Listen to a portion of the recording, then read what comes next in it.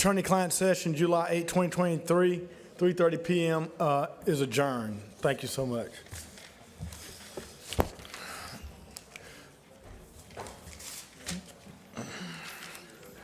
Gary Sansing Public Forum is now beginning.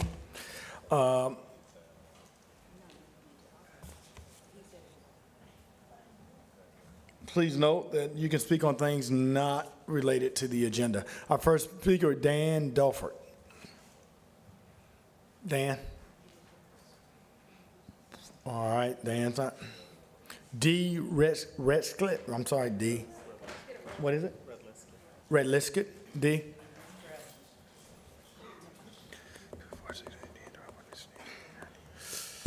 And Commissioners, we do have about 21 speakers today. I do have a video. I don't know how to do it. Where are you going, dude? Okay, well, we're going to have to go because we have about Okay. 21 speakers. Turn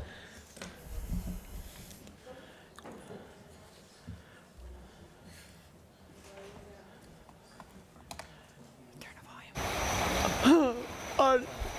On June 15th or 14th, I don't even know what day it is.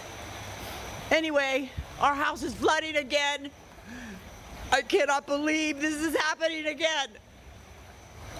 I cannot believe this.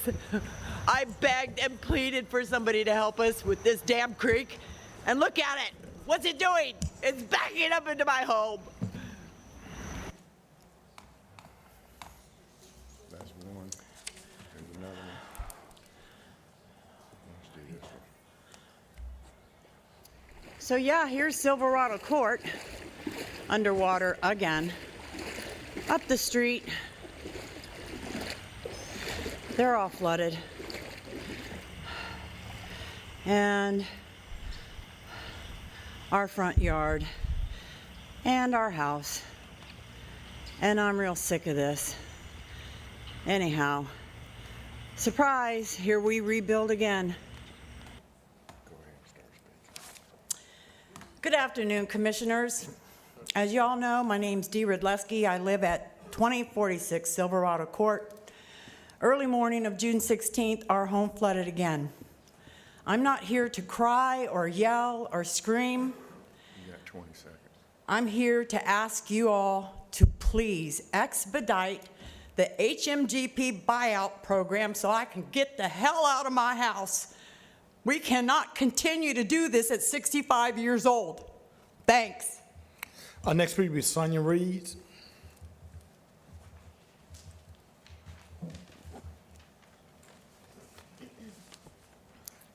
Good afternoon, Commissioners. My name is Sonia. I'm here today to humbly express my concerns regarding flooding in the neighborhood. I respectfully request a full-blown restoration project in the area of Bayou Marcus Branch B, as my neighbors in the Windrose subdivision have been asking since Hurricane Sally flooded their homes in their community. I bought my forever home just a year ago on Continental Court in the Caracres West subdivision in Myrtle Grove. My home is in flood zone X. Therefore, I did not purchase flood insurance. On June 16th, my neighborhood experienced approximately 19 inches of rain in 12 hours.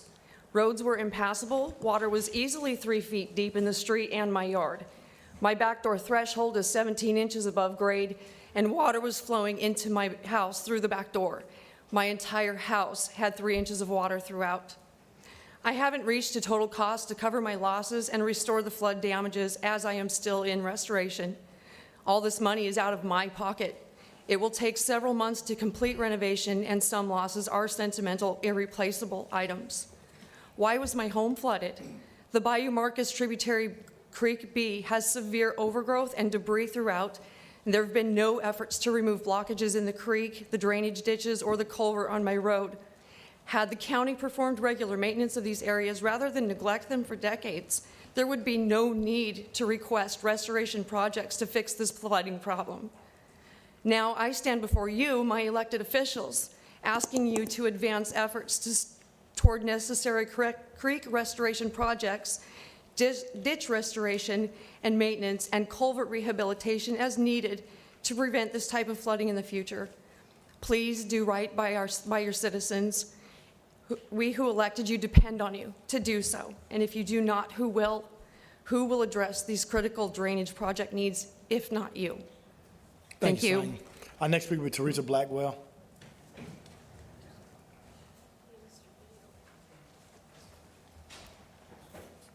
Good afternoon, Teresa Blackwell, 6670 Wonder Lake Road. We have a progressive mayor in Pensacola.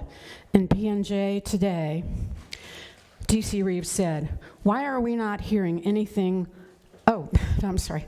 I think Baptist realizes the generational opportunity that lies at their old location, and so do we, Reeves said. And with that comes a lot of opportunity and a lot of responsibility on behalf of Baptist and the city to not leave neighborhoods behind and to ensure that the generational future of their old campus is in the best hands possible.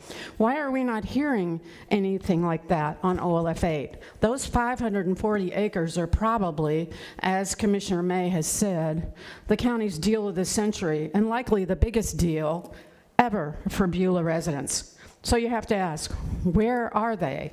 There are 3 of us here, but most have been beaten down too many years to expect much of anything for Beulah. Well, not me, not the 3 of us.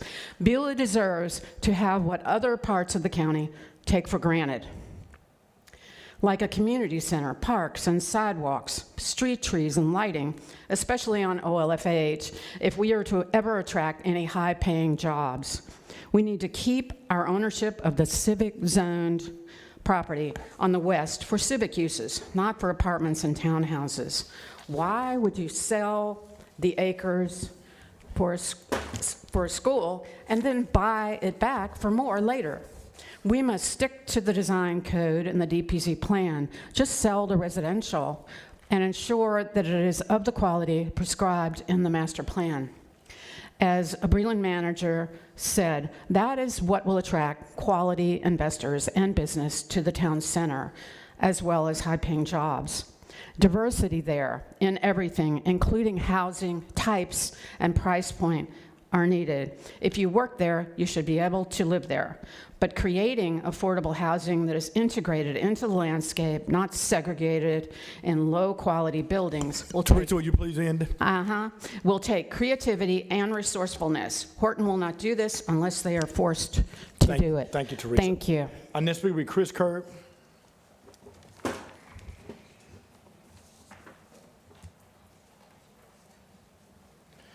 How y'all doing today? Chris Kerb, I'm with Flood Defenders, and y'all have seen me before. Much has happened since your last board meeting. Way too much for me to voice in 2 to 3 minutes. I guess I'm getting 2 minutes. So Yeah, that's what you got. on June 16th, Channel 3 reported 14 to 19 inches of rain in 12 hours over part of the Myrtle Grove area. I posted it on Flood Defenders if you want to see the map. But if you look at NOAA Atlas 14, that's a 200 to 500 year storm event. This morning agenda, Chairman May, you asked what are we doing about flooding, because you're getting some phone calls. Well, many of these flood defenders, y'all stand up, they're asking for the same.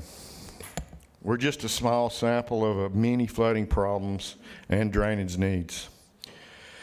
I had a lot to say today, so I narrowed it down, but basically on June 22nd, 23, DOT effectively adopted NOAA Atlas 14 by archiving their obsolete IDF rainfall curves, and that's on their webpage. That's the handout that I sent you.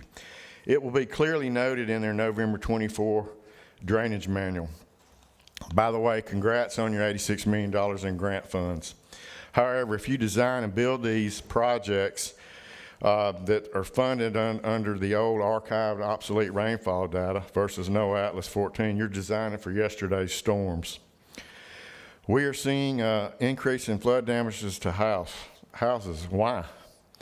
Well, there are multiple reasons why, but I guess I'm going to run out of time to talk about it. But Commissioner Kohler, is one thing I'd like to ask for you to do, set up a town hall meeting for the Bayou Marcus Branch B, the Bridle Trail. Maybe that could be a joint meeting, and get some of these folks in there. I'll be glad to Thank you, post. Chris, your time's up. One last thing. I'm not going to speak on the agenda items tonight, but I want to thank y'all for getting the Delano's South Kenstrand projects going. And Bayou Marcus Branch B is basically turning into a 11 Mile Creek, Bristol Park, like you got in District 5, Commissioner Berry. Thank you. Pamela Worch. Good evening, Commissioners. I apologize. Normally I come with my letter and I have pictures, but being that I had a computer for the blind and it took an electrical shock, lightning, I don't have it, so I apologize. But I live at 8902 Marsh Drive and Pensacola 32507, and I'm just asking a question. Can somehow I have an update? If Mr. McCracken was here, I would have thanked him and Blanchard for bringing me sandbags 2 years ago to save part of the area in my property that I flood. But as of now, what we have said is, and I don't know how to do a video, but my road, Mars and Weller, with the last rain, was a lake. It's called Lake Weller now, from Schooner Landing. Commissioner Kohler's been there. Commissioner Underhill was there. We've had almost every engineer there. Joy was aware.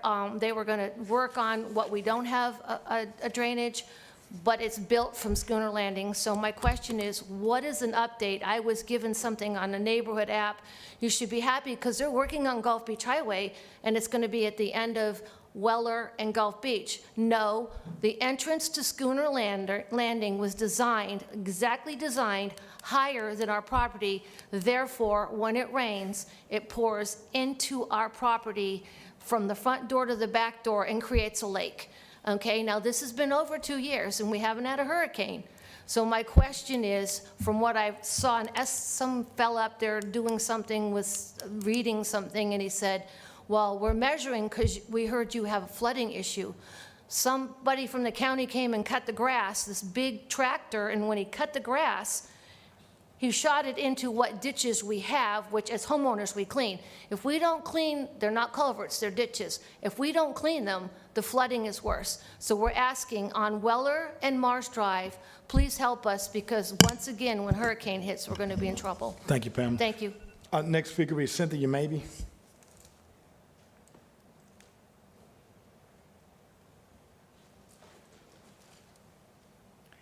Hi, thank you for good commissioners for listening. My name is Cynthia Maybe. I live on Pontiac Drive, and I would respectfully like to ask you to take in the Pontiac Drive in Myrtle Grove area as a project. This area is in desperate need of a drainage project. We have a new development that's on Walker Street behind me that normally would have absorbed the rain. There is a culvert that runs underneath Pontiac Drive. It leads to nowhere. It just dumps on the road, off the side of the road. It is eroding the road. It is eroding driveways. And we flood with 2 properties on that road.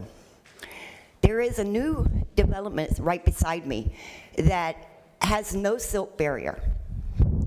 It is now washing into that culvert and blocking the culvert. It is running into the road and into driveways. I have a neighbor that is in a wheelchair, that her driveway is completely eroded up. She cannot even get on the road. This is a problem, and I would really like for you to take Pontiac Drive. The road itself is crowned enough that it drains on both sides of the road, washing away both sides of the driveways. There is no curb, there is no drainage, there is nothing that sits there. My my yard right now has been underneath water since June 12th. And there's nowhere for it to drain. We are needing desperate, I'm also in the Marcus Bayou project, and I would like to see that upgraded where we can at least have a yard. Thank you and have a good evening. Our next speaker will be Jim Kaufman.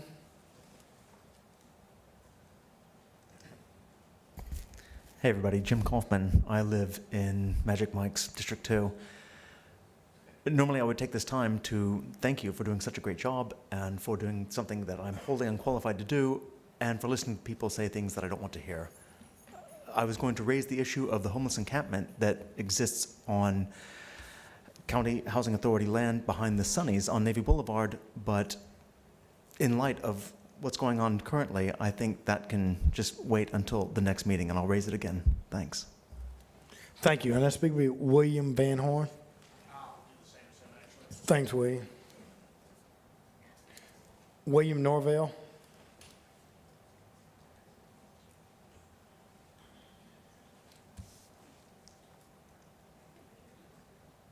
William Norvell, 314 Southeast Kalash, Navy Point, Pensacola, sorry.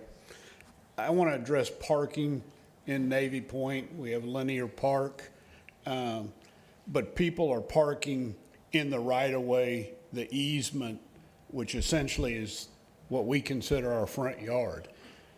If it's not our front yard, then you guys, starting with the administrator and Public Works, needs to start mowing it. And not every 2 months, every 10 days. So I don't think we want to open that can of worms. So we probably need to have no parking on both sides of the road where it's exists, and people are flying drones, which I don't think they're supposed to be flying near the Navy.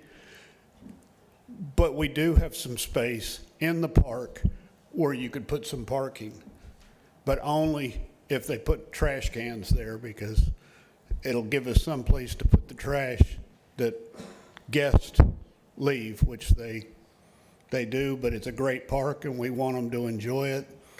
But it's, my deal is if you can park in my front yard or your right of way, can they park there for 6 months and be homeless? So what says if you can park there for an hour, can you park there 12 hours or 12 months? So it's a can of worms. I think we need to be able to say only the homeowner or property owner or the county should be able to park in the right of way for whatever reason you guys would have to be there. You have the right to be there, but I can't park in Mike Kohler's front yard in Star Lake. So thank you very much.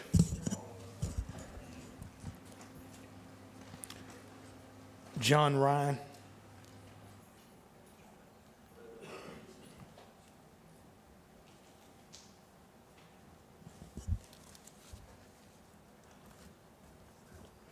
Hey, how you doing? I'm John Ryan. I'm at 601 Southeast Foblitz. Pretty much ground zero for everything that started that brought up this no parking. Steve came out, we talked quite a bit, so I 100% support no parking on that block. For the same reasons Bill Norvell just talked about. But if we could put up the signs, like I guess it was brought up with everyone about no parking on either side of the street on the park side, I think that would work out really well. Having people park in our front yards, you know, that brings up a lot of problems, you know, and not to even mention the property damage. I don't have sprinklers, but my neighbors do. So that could cause another problem issue. That's pretty much it. That's all I have. I just want to state my position on this. So, but thank you for your time. Thank you, John. We Thank you. appreciate it. Jerry Price.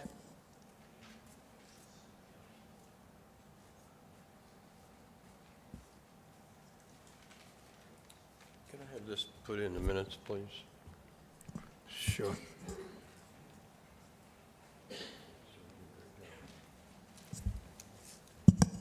I was going to read that, but I just soon speak about a couple other things. I signed up in action on the homeless by the commissioners, and that's not really what I want to say.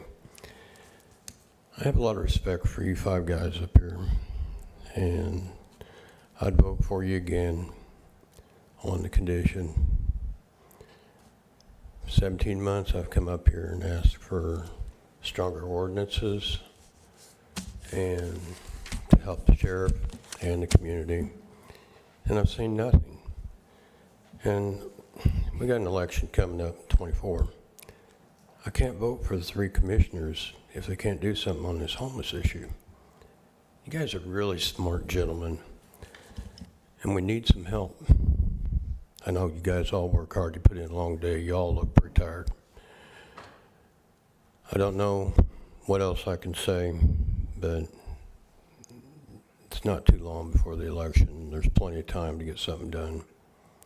And I've always tried to be positive with you guys and not be negative. And I'm asking for help. Thank you. Thanks, Jerry. Tim Ryshon.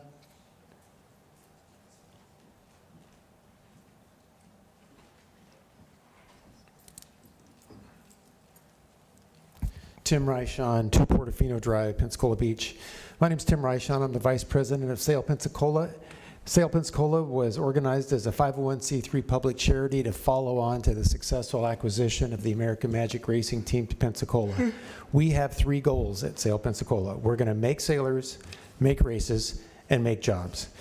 When it comes to making sailors, we appreciate that sailing has always been expensive and complex to get into. We know that cities around the world resolve that issue by creating a community sailing center, and that's what we're going to do in this community.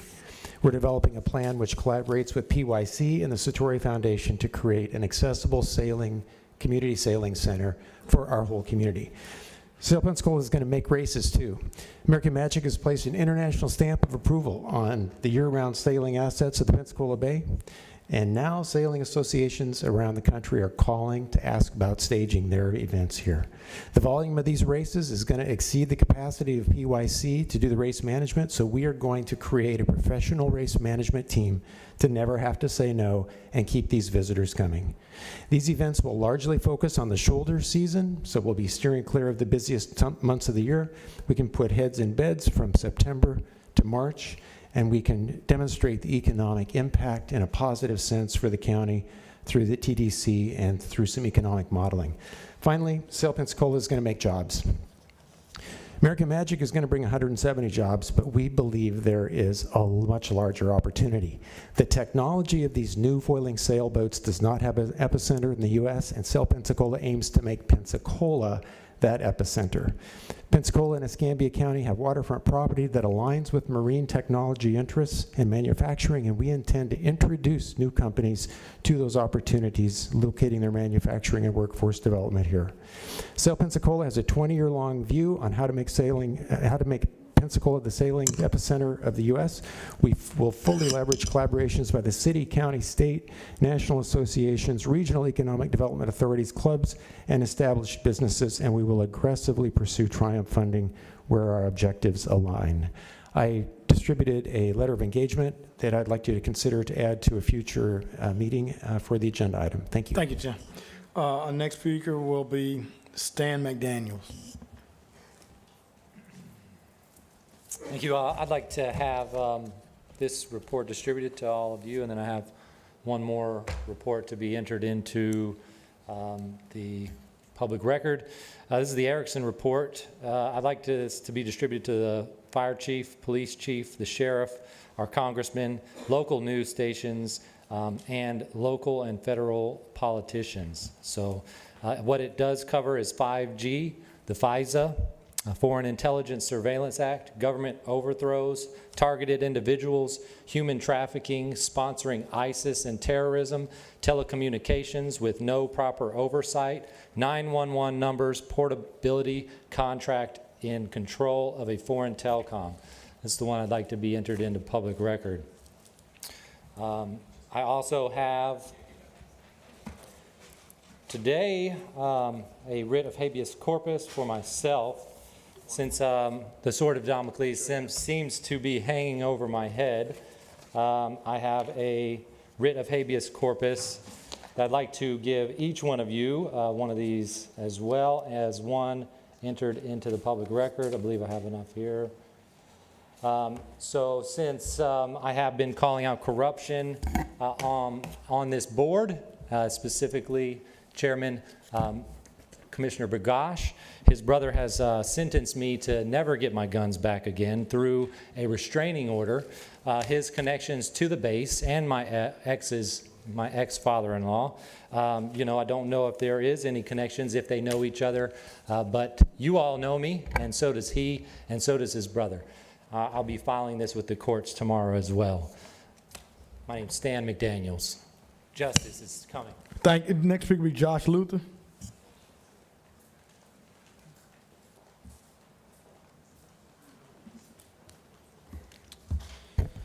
Hello, my name is Joshua Luther. I am running for School Board District 5 because Christ is king of everything. Christ is king of the education system, and Christ is king of you, the county leaders. His claim to all authority is simple and irrefutable. Christ made everything by the word of his power, and no government has the power to take any of it away from him. Christ warns us in the book of Matthew,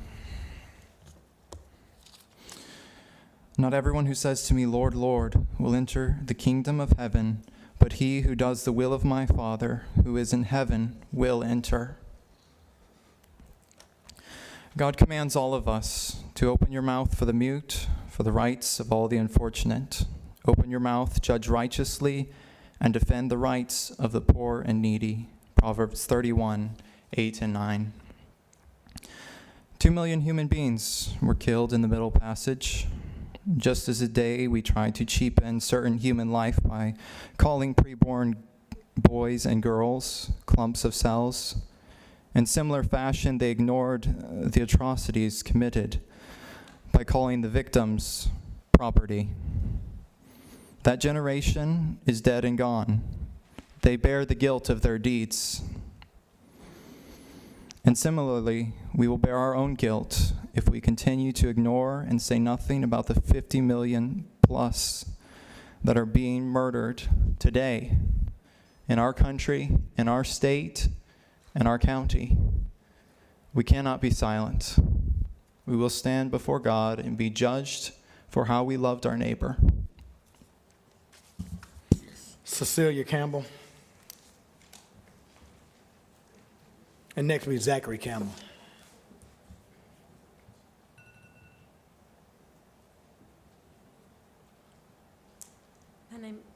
My name's Cecilia Campbell. I'm a resident of Beulah on Frank Reeder Road. One of the last times I got to see our Commissioner Bergosh, I was giving him a thumbs up on the way out the door, and things really sounded really well, like they were going really well for Beulah. My husband was able to attend the meeting. I was tied up with grandkids there in Beulah. But I'm just curious about the direction we're taking now, because retaining half of that property changes everything. I understood, and I might be mistaken, that it was because the commissioners were concerned that if they did not retain that land, that a Florida law had been passed that would allow that land to go to residential and after a certain number of years. And the original plan had all of that commercial area moving, up toward Frank Reeder Road. And I understood that. I've said from the beginning, our property borders the light industrial commercial. It's the rest of it that we really are concerned about for the future of Beulah. And Teresa brought up a point that I asked in one of the meetings, a year ago, and that was, are y'all going to retain enough land for the inevitable need of schools out there? I mean, not just a little elementary school or another middle school. We need another high school. And I would just love to see all of y'all get on a bus and go up to, take I-65 up and get off in the lower parts of Tennessee. Look at some of the things that can be done with a property like this. Our access, we're 35 minutes away from the beaches, and if you've ever been to a travel ball tournament, okay, or soccer or all those things, there's so many amenities that we could have that would be an awesome draw for our area, not to mention Thank you, Cecilia. Will you wrap great it up? restaurants, more than great restaurants. Thank you. Our next speaker will be Zachary Campbell.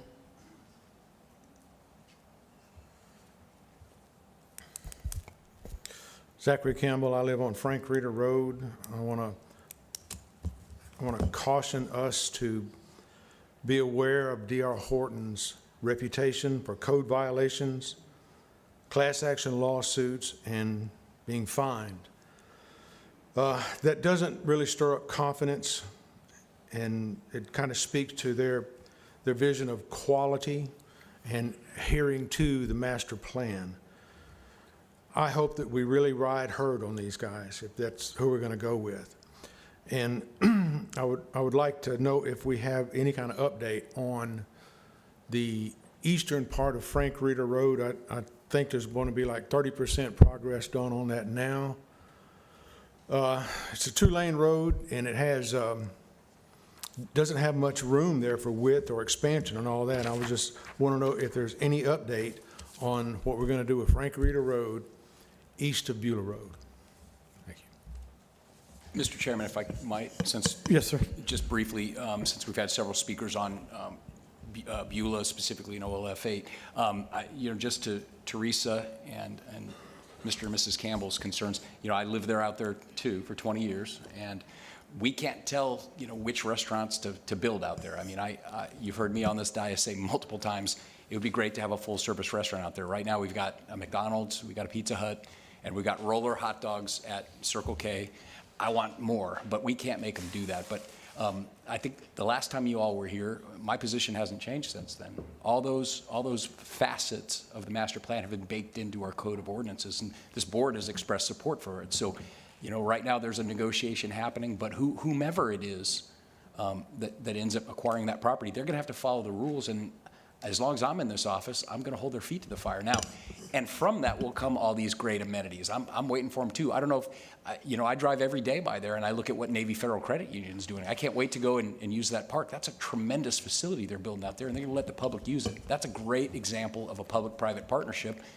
So I think there's a lot of things to be optimistic about. And, the gloom and doom over OLF 8 is just unnecessary, because we're going to have a great thing out there and we're all going to get some wins. No one's going to get everything they want, because that never happens in life, but everyone's going to get a little something that they like. And I think that you guys will be very pleased. Thank you. And in terms of Frank Reeder Road, Chris Phillips is here. Chris, can you come forward? We're putting a lot of money into Frank Reeder Road. And by the way, the state is putting a tremendous amount of money in that corridor from the visitor center all the way down to Pine Forest, actually all the way to Highway 29. In addition to the Beulah interchange, they're going to do a $162 million project starting in 2026 to 6-lane I-10 coming in and totally revamp the interchange at Pine Forest. So there's a tremendous amount of money going to be spent out there for traffic. But Chris, can you just give a brief synopsis of Frank Reeder Road for their benefit? Thank you. So with Frank Reeder Road, it's currently under design, and we're expecting, I believe, 60% plans this month. And the plan there is to provide at least a 3-lane section with a center turn lane. We're adding lighting along that corridor. We would be improving the intersection with Beulah and Frank Reeder, providing left turn lanes in all directions. Ultimately, I expect DOT will install a signal there once OLF 8 really gets kicked off and we get our road improvements done. And the idea is that is another way out to be able to tie to the interchange that is coming. We're planning landscaping, sidewalks on both sides of the roads, and a multi-use trail as well. Thank you. Our next speaker is Andrew Stewart.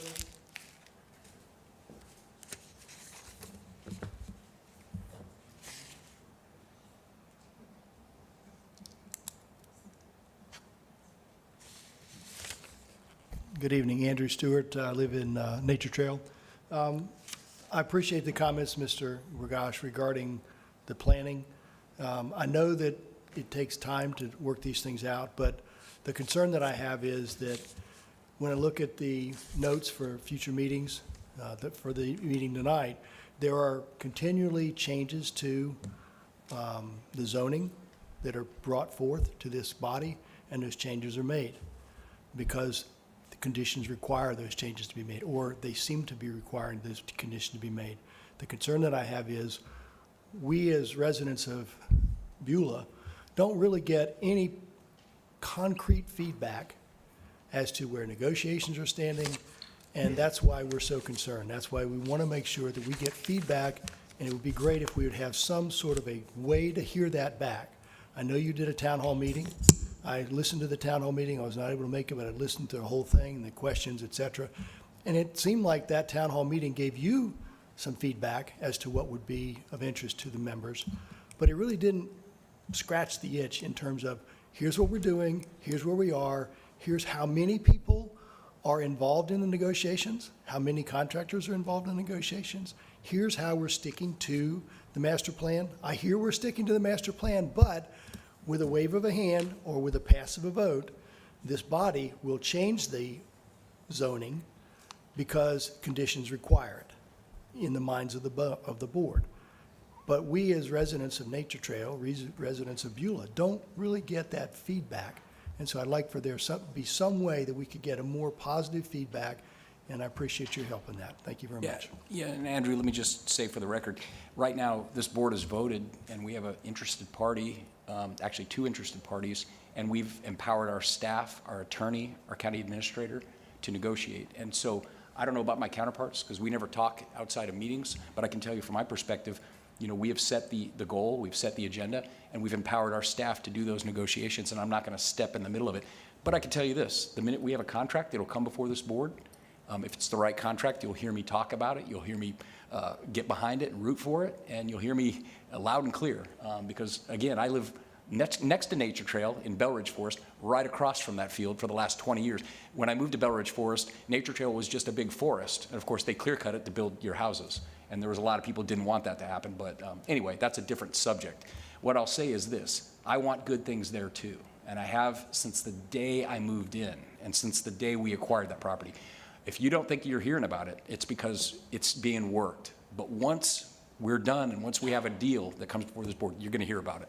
Well, I think that, thank you very much. I appreciate that. I would like that to be in a forum like you did previously. Well, we'll do another one. I do them all the time. Explain it to the group. I promise you I'll do another one. Thank you, appreciate it. Make sure you make it to the next one. Thank you, Commissioner Gunn. Kevin Callahan?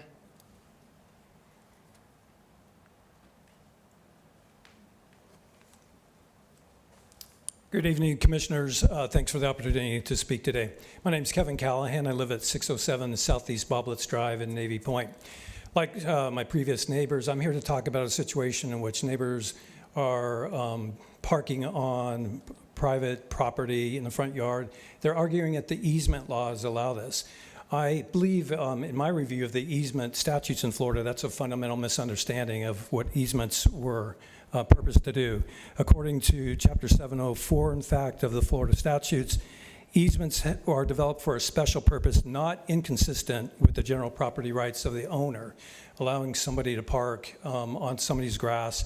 And if they're allowed, if the homeowner comes out and asks them to leave, they're saying, no, the easement's giving me the right. Seems to be inconsistent with that. In addition, the use of easements is defined by the intention of the development of the easement at that time. In this case, for streets, parks, and alleyways. Certainly allowing people to park on private property because they're disgruntled or otherwise insistent seems to be inconsistent with that.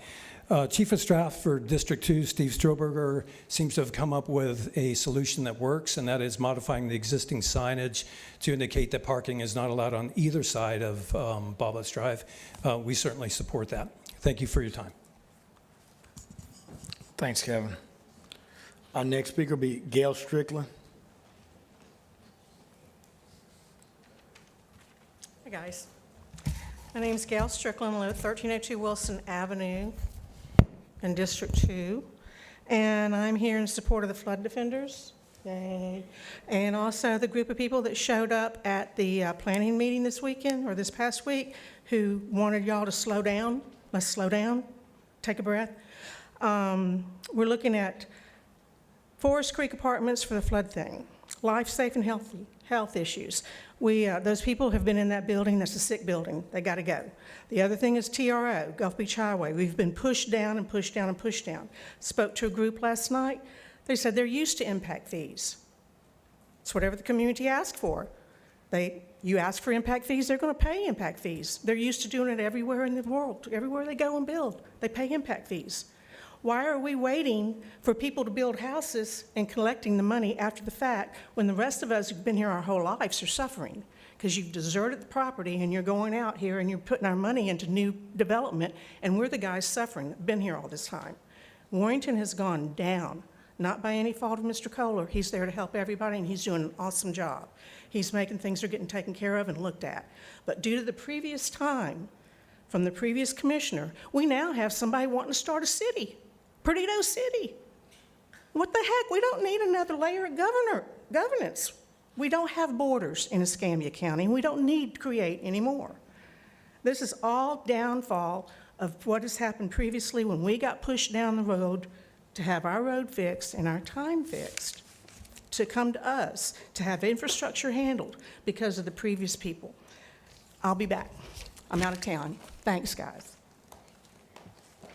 Our next speaker will be Otis Wilson.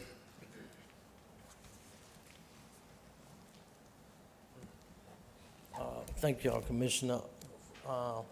Thank you, Luma May, and everything you've done in community. My name is Otis Wilson at 2924 Mission Road. I'm the pastor of Top of the Bottom Ministry. I know a lot of y'all heard on the news, and in the last 3 months, we done had 4 shootings, 2 deaths, 2 stabbings. Guy got his skull bust with a brick. I mean, it's death, it's all kind of violence on Mission Road. And I know, Lumen, you've been helping us a lot, and we really appreciate that, man, especially with the kids, because our goal is we're working with the young kids. We're trying to teach them a better way. We're trying to stop a lot of the violence, and we're doing a lot of things in the community, but we need help. At night, it's pit dark. It's just black dark down there. I mean, we need help. We need lights, cameras. We just need help, because if we don't get it, it's just going to get worse. And I refuse, as the pastor of the church, to allow these people to run us off. And somebody, I hear all these people talking about flood and different things, which, really good issues, and we have issues ourselves. And I think that we got to work together to help get these issues solved. And one of the ways of getting them solved, I think, is lighting that community up and putting cameras in that community and patrol riding through there. It can be better. It can be better. And I just want y'all to know that I appreciate everything that y'all are doing. And I know y'all seen it on TV, man. And we are down there where it's at. And we're not going to give up. And we're just asking for a little help. We're asking y'all to please help us so that we can get this taken care of, because this is a big concern for us. We got old women scared to come out of their house because of this violence. We don't want that. We don't need that. Thank y'all. Pastor Wilson, I tell you, you maybe didn't see our meeting this morning, but thank you for the early morning phone call this morning. I can just tell you, and I got full support from my colleagues on this dais. I talked to the president, Rick Breyer and JT Young. They're expediting lighting on Michigan Road. It should have happened 6 months ago, and I publicly take that responsibility because I made that commitment to you at that rally, and unfortunately it wasn't done, but I can assure you that it's about to be done. And I'm going to put something on the agenda tonight. I know what you do with the children. I remember you and Pastor Williams and taking the barbed wire in Oakwood Terrace. I know what you do for the kids in Oakwood Terrace. We're going to put some money in there, too, to help get some supplies, some school supplies, and some recreational stuff for all those children you're working with. And so it's very unfortunate, the senseless acts of violence that's happening. We're not law enforcement, but I can assure you that I talked to my board this morning and my administrator and our human services person. You're going to get lights, and we're going to get some things out there to assist you with the work that you're doing with those children from Oakwood Terrace and Mission Road. So yeah. I got to give you my word. Yeah, and we got extra land out there for y'all to do something. I mean, the church got land. Y'all can put cameras. Y'all can do whatever y'all want to do. We volunteering it. We just need help, man. Try to help this community. We will. Thank you, sir. Our next speaker will be Glenn Conrad.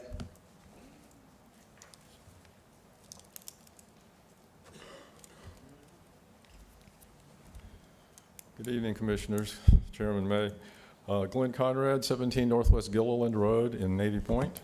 I've got two topics right now. Number one, I'd like to express my support for what Mr. Reichon articulated about the sailing center. Escambia County is a wonderful place for it for community reasons, education reasons, and financial reasons, okay? Going on to number two, recently I'd like to say thank you. You had a tree trimmed in the community over there that was near the Navy Point boat ramp that multiple boats have hit leaving the boat ramp, and it was trimmed back out of the roadway. We appreciate that. That was very good. What I'd like to ask, though, tonight is that we extend that.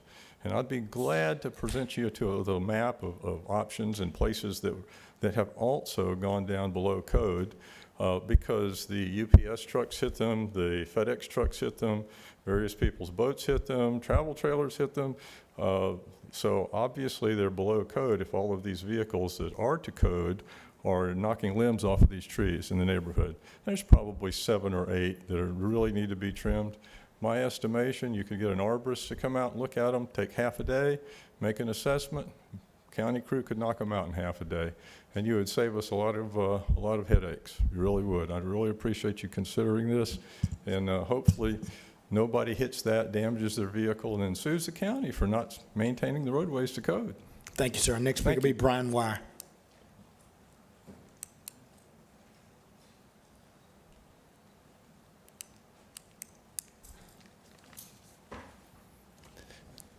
Three items, all nice, nothing bringing up a controversy or anything.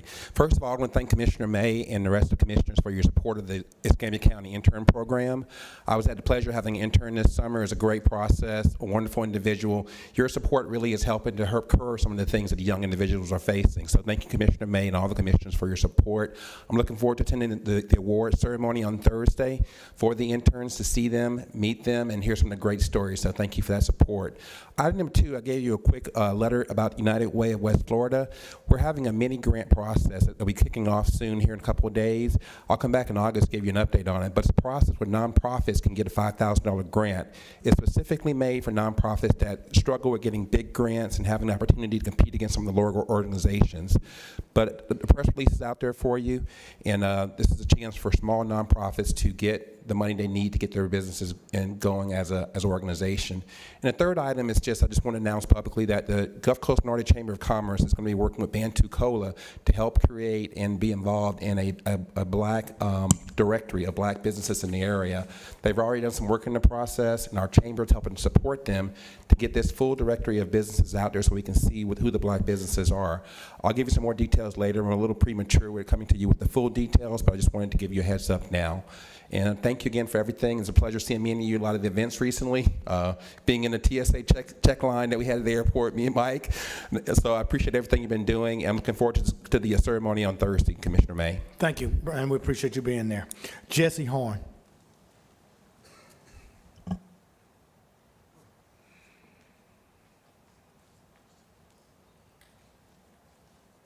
said Jesse Horn? Yes, sir. Okay. One moment. Okay. I have a letter for District 3, District 2, and the county attorney. District 2, District 3, and the county attorney. What I'm here for, I turned requests to you for to accept a $75,000 payment on a lien against some property, which is attached to my property. And today, I went by, and they went by the county code enforcement. They say now, this letter I gave you saying that at another address, 7741 Kershaw, the two properties we're talking about, District 3, and it's Kershaw and 2201 Pace Boulevard. And then my house, 5107 Chinook Avenue, which is District 2. And you got that lien on my property plus that. Now, I'm not here to beg you. I'm just asking you to accept my $75,000 so that I can put 2 prefab houses out there on District 3 at 7741 Kershaw and take the trees down. And I need that money cleared up on my property. My property is valued at $546,000. I only owe $73,000 on my house in Perdido. Thank you. I'm Commissioner, not here to beg you. just as a reminder, actually, this gentleman was originally on the agenda as the written communication for tonight, but based on information from code enforcement that one of the other properties by the same owner was in open violation with code enforcement, the recommendation this morning was to drop this off at tonight until they're in compliance on that other property, but it's within the board. Well, it's dropped now. We're not going to address it tonight. But As I say, it says Mr. Horn, passed. Mr. Horn, excuse me, we'll be happy to, you can either meet with my office or Commissioner Kohler, and we'll try and help you facilitate it. Okay. All right, just It was closed either out. office. That All right. demolition was closed out. Now they open it up. No problem. We won't solve it tonight, but you feel free to call either one of our offices. Thank you. With that, we stand adjourned. We will start promptly at 5:30.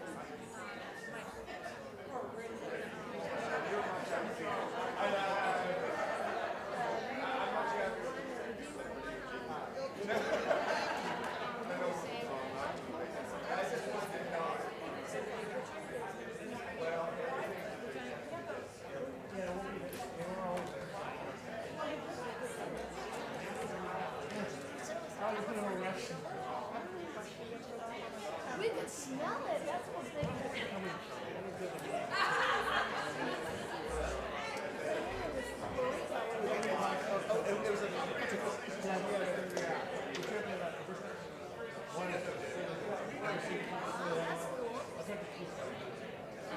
When you open it in the aroma, they can smell it up. Mike,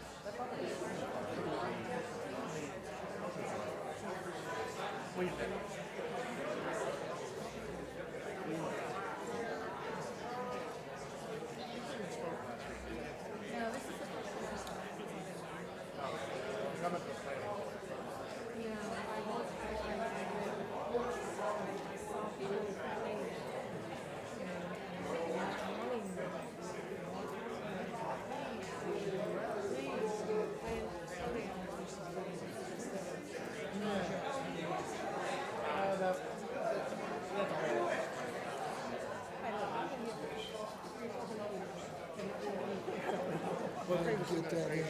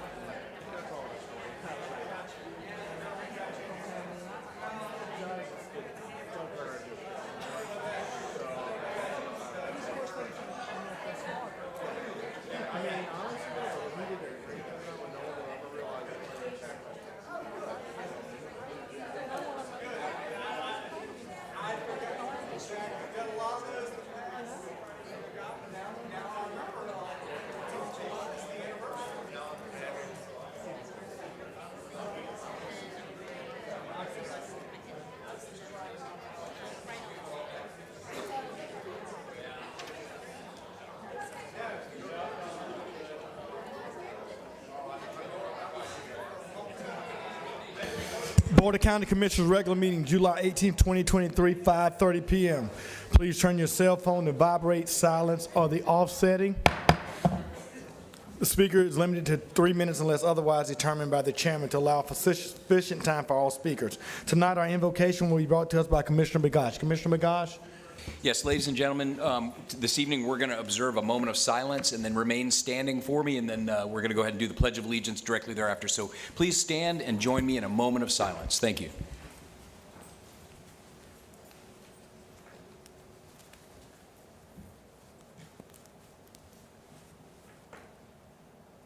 Amen. Thank you. Please join me in the Pledge of Allegiance. I pledge allegiance to the flag of the United States of America and to the republic for which it stands, one nation, under God, indivisible, with liberty and justice for all. Thank you, Commissioner Begosh, and thanks, Commissioner Perry. Are there any items to be added to the agenda? No, sir. Commissioner Begosh? Nothing for me? No, good. Commissioner Berry? Yes, sir. Commissioner May, I do have one that's been distributed. It's simply a proclamation for the visit of the Imperial Potentate coming up this summer. Thank you. And I have one, Commissioner Berry. If you will carry it for me, I'd certainly appreciate it. Yes, sir. Thank you. Wes? Thank you. Move the agenda as amended. Second. Please vote. Thank you, Commissioner Begosh.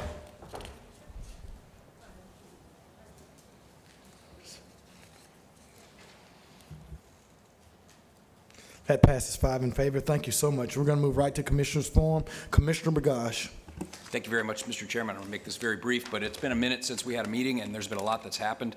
First, I want to congratulate and thank our Sheriff Simmons for concluding the Gun Violence Roundtable series of meetings, which he did last week, a week ago today, out there at Brownsville. Very, very worthwhile. And Commissioner May, I want to commend you on bringing that huge list of accomplishments that we've made over in that part of town. And I just thought that was really eye-opening.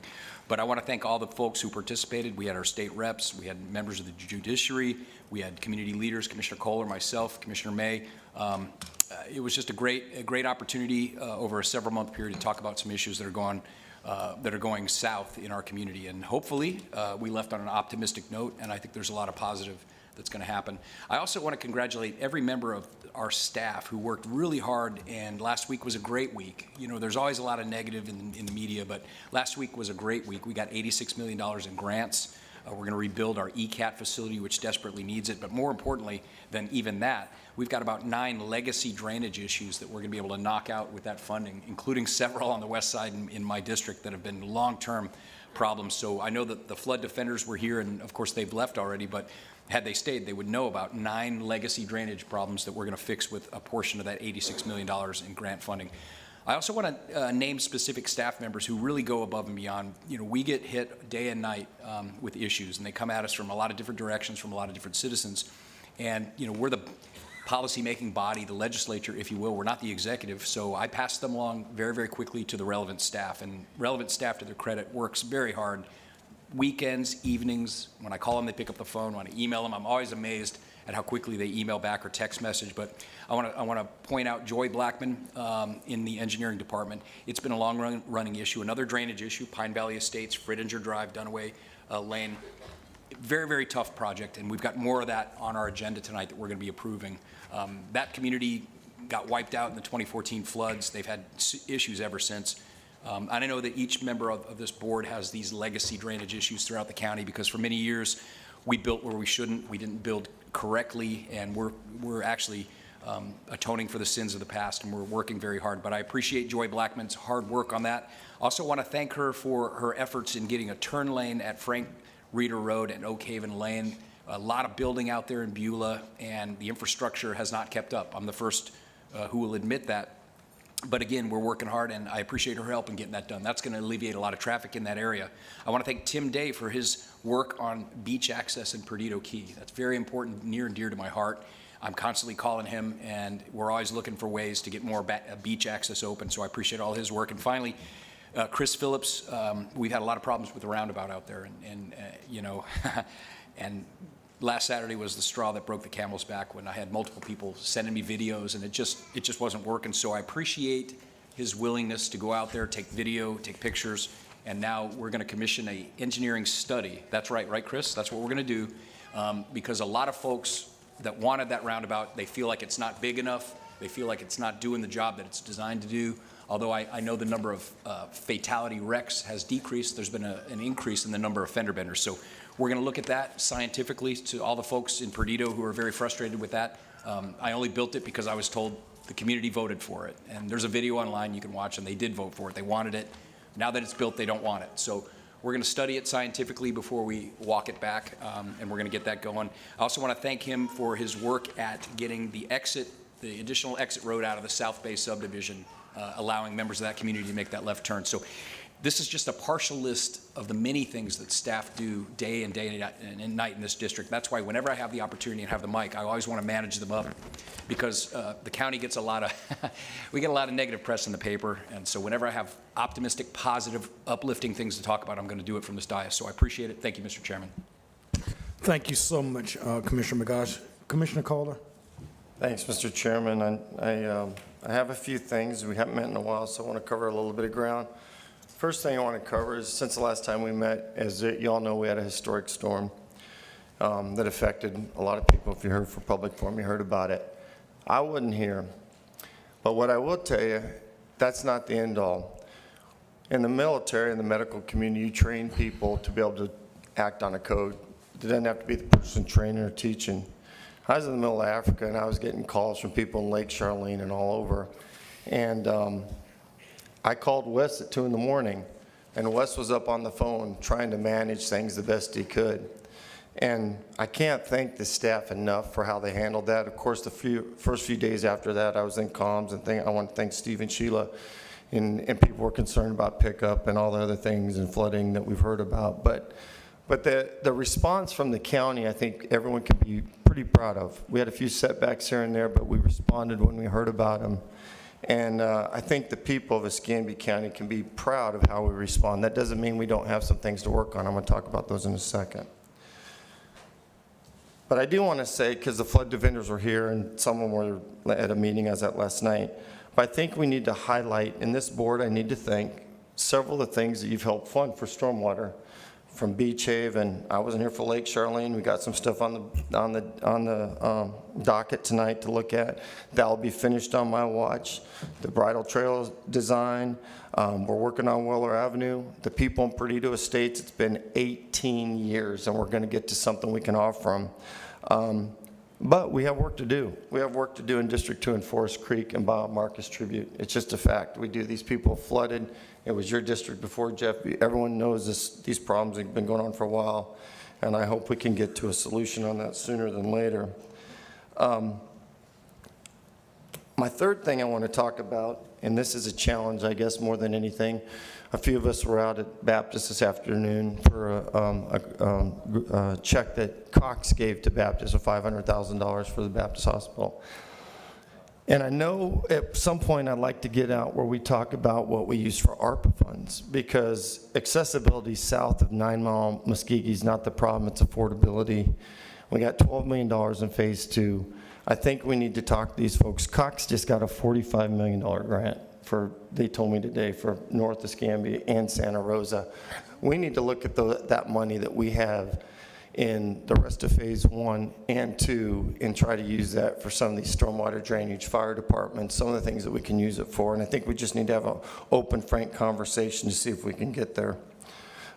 As well as do the broadband for the county with the funds that came in the state, which we found out the week before FAC was $1.1 billion. But there's some right and left limits that we have to meet. So it's just about appropriating the right way. That's all I'm suggesting. I want to thank, I hate to do this, but I'm going to have to. The chairman the other day did a pretty good speech. So we were out at the James Chappie Memorial, and he did a very nice unity speech, which swelled up my heart, but I say that jokingly, because it was good. And it was about him talking about the bridge and uniting people, but we live in a veteran community. And if you don't know the story, James Chappie, you should look it up. He's a historic veteran. But the point is, that's going to be a point when you come into Pensacola, which people will see and have that historical presence from now on. And we're getting close to start the build, and that'll be great. I will have two more things. One's a historic thing as a Republican.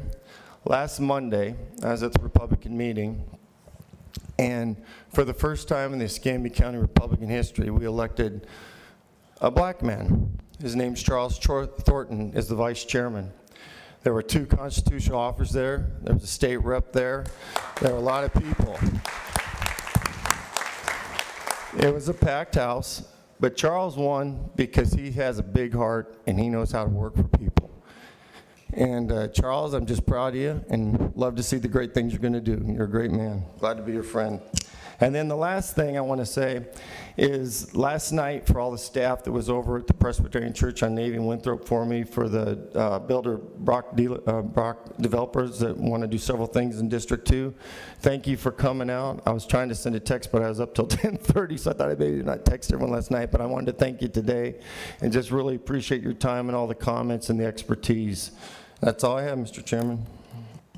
Thank you, Mr. Coley, and thank you for those kind remarks for the eulogy that I did. I thought it was an inspirational speech. I didn't know it was a eulogy, but congratulations to Charles, because Charles, I remember when you were elected to the Democratic Executive Committee, and so what you call a Democrat, a Republican, and an independent, either Charlie Crist or Charles Thornton, so we're glad. Robert, we got you. No, that doesn't work in this. No, that never works here. But go ahead, Robert. You can speak at the Republican Executive Committee meeting.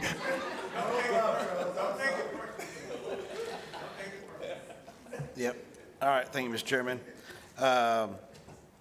So last month, I think all of our offices received a letter from Dr. Darcy, the medical director for the Mississippi Department of Public Safety, Mississippi Highway Patrol, praising our EMS and fire departments for the way they handled an individual who was experiencing cardiac arrest off Perdido Key Drive. So I actually called Dr. Darcy, one, just to thank him for taking the time to write the letter and acknowledge the services of our EMS and fire departments. But I think he said he was in charge of 13 or 18 counties in Mississippi. But one, the medical equipment that our firefighters arrived with, he said he knew that we had made an investment in public safety because they had the tools necessary to help the individual who was alert and responsive, talking by the time he was loaded in the helo, which in and of itself was remarkable. But he really felt that had it even been a mile down the road, that we would have had a different outcome. And when you start talking about percentages of those that survive out of having what the gentleman had outside of a hospital, low single digits is the chance of survivability. And so, of course, Engine 8, Ladder 19, want to recognize them for their outstanding public service. Congratulations to Deputy County Attorney Kristen Huell on receiving the Writing Award at the Florida Association of Counties Attorneys Conference. Of course, Allison has built a good team around her, and it's great to have one of our own, and especially Kristen, recognized for their efforts by the colleagues across the state. On Thursday, June 15th, an EF2 tornado damaged part of Warrington community before making landfall on Pensacola Beach. That was, again, I think, as I said, in the days following, Escambia citizens should have been proud of the response of our EMS, fire, public works, everybody that was out late into that next morning, responding and then cleaning up in the aftermath of the destruction. So unfortunately, we did lose one life during the storms, and our thoughts and prayers go out to that family. As a reminder, we'll ratify it tonight, but we're waiving the permitting fees through October 16th for storm damage repairs to buildings and fences resulting from the severe weather. So in addition to the tornado, Pensacola Beach Public Works was doing their everyday stuff as well. So preparing for the 4th of July weekend and the Blue Angels weekend. So I really just want to recognize all of their efforts working in the extreme heat that we had, and again, making the beach look as good every morning as it did the morning before, for everyone who goes out to visit that. And then finally, really congratulations to Wes, your staff, on the grant awards that were awarded last week, $52 million in infrastructure grants just from Hurricane Sally. I would say that some of our counterparts to the east weren't as fortunate as we were, and I think that part of that is because we looked at the intent of the monies that were being awarded, and we made the decisions to truly go after funding for projects that met the criteria. But really, it was part of that work was done by staff on the front end to see how they would score when compared to other projects. So Liz Kissel, you and your team, congratulations to have, I think we were just a little shy on one of them, and to have all the stormwater projects funded. Again, those are a number of projects that will help various parts of the community with flooding. And again, that was something that we had worked on with a while, was setting up conference calls with DEO, meeting with them when they came on site to do walkthroughs and things like that. And so I guess now the real work begins, but congratulations to everyone who was involved in that, and thank you for helping secure that. Thank you. Thank you, Commissioner Bender. Commissioner Berry. Thank you, Mr. Chairman. Yes, congratulations to Wes and the staff for those big, a lot of those grant awards, and congratulate my colleagues. I did have a few of them that were on the smaller end in District 5, which I was very, very pleased for, but there was, there were some very large grants in some of y'all's districts, so congratulations for that. Something I mentioned this morning was some correspondence that had gone out from a contractor or a group to many of our homeowners here, talking about $500 million being in place for, for access programs in place for Escambia County. That seemed very suspect from the beginning. I thank Wes and I assume Tim Tolbert and maybe somebody else for identifying that for what it was and sending out some correspondence either Thursday or Friday last week saying, this is not legitimate. This is, let's, don't get involved in, don't get involved in that. But inevitably, the reach and the penetration that we have into our full citizenry is not great often. So we're still we know that there are going to be people that are going to call. I did have a constituent that spoke to them and to get a feel for what they were actually trying to pitch and what they were saying, and got the business card and everything. And I've given that to Tim Tolbert, and after the discussion this morning, Madam Council, was able to talk to folks, leadership out of Hillsborough County that had dealt with the issue not many months ago, and the way that they dealt with it, they had their administration send a letter to the owner of the company that's identified. The two letters, they also sent us a copy of the correspondence that was sent to their citizens. It's very similar to the one that was sent to ours. It's not identical, but it's similar.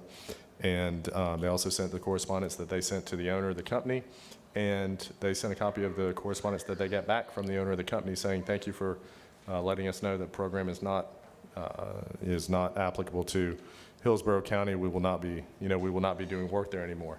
So we will not be trying to do work there anymore. So assuming there's no objection, I would hope that our board would be supportive of asking Allison to draft that type letter, send it to the same owner, same address, and hopefully we'll get the same type response that says, thank you for letting us know the program's not in Escambia County. We will not be up there anymore. So as long as there's no objection to that, hopefully nobody has an issue with that, and we can protect our citizenry from unscrupulous contractors. Yeah. Of course, I think it would be good to have Tim, looking at permits and see who's pulling them to make sure, but unfortunately, I think by the time it gets to the permit office, there's already been a contract signed or something like that. Deposit given. I mean, that's the concern. I mean, they when they met with my constituent, they were trying to get 25% of the project up front, and well, you're going to get half the money back from the county, so there's half of it. You just give us half of the other half, and I mean, so they are trying to get it. So the quicker we can nip it in the bud, I think the better. Okay. And Robert, I will say Tim Tolbert does a great job with contractor fraud and marketing that and getting that information out. So I hope that our PIO will continue to work with Tim and to get that information out and put up some red flags, because unfortunately contractors and fraud has been rampant in our community and very present. And unfortunately, the people that they prey on are typically people who are seniors, or typically people who have modest means, and they're giving their life savings to get a roof or get a remodel or get an addition, and when they're taken advantage of, it's very difficult to recoup their money. I mean, because it takes years and years in litigation. So I think Tim just walked in, but I know Tim's very aware of it and very active. And Steve, I'll be very supportive of whatever action you think we need to take when they're taking advantage of people. I think Allison's got a good template, I believe, so I think we're good to go. All right. Well, sounds good. Just let me know what we have. I too want to congratulate Wes and his staff. I mean, to hit what I believe is a home run for drainage. In public forum, we got beat up a lot, but we have a lot of money in drainage. And obviously, Wesley Hall and Rodriguez, when they first talked about, putting in Rosa Parks as a item, I was reluctant, didn't think it would pass, but Wesley, thank you and your staff for getting that to Wes and Liz and their entire staff. So Wes, great job. You've done a great job. Certainly, Commissioner McGosh spoke about the Chappie James Bridge. That's one of the largest public works projects that have happened here in Northwest Florida, and it connects Escambia and Santa Rosa.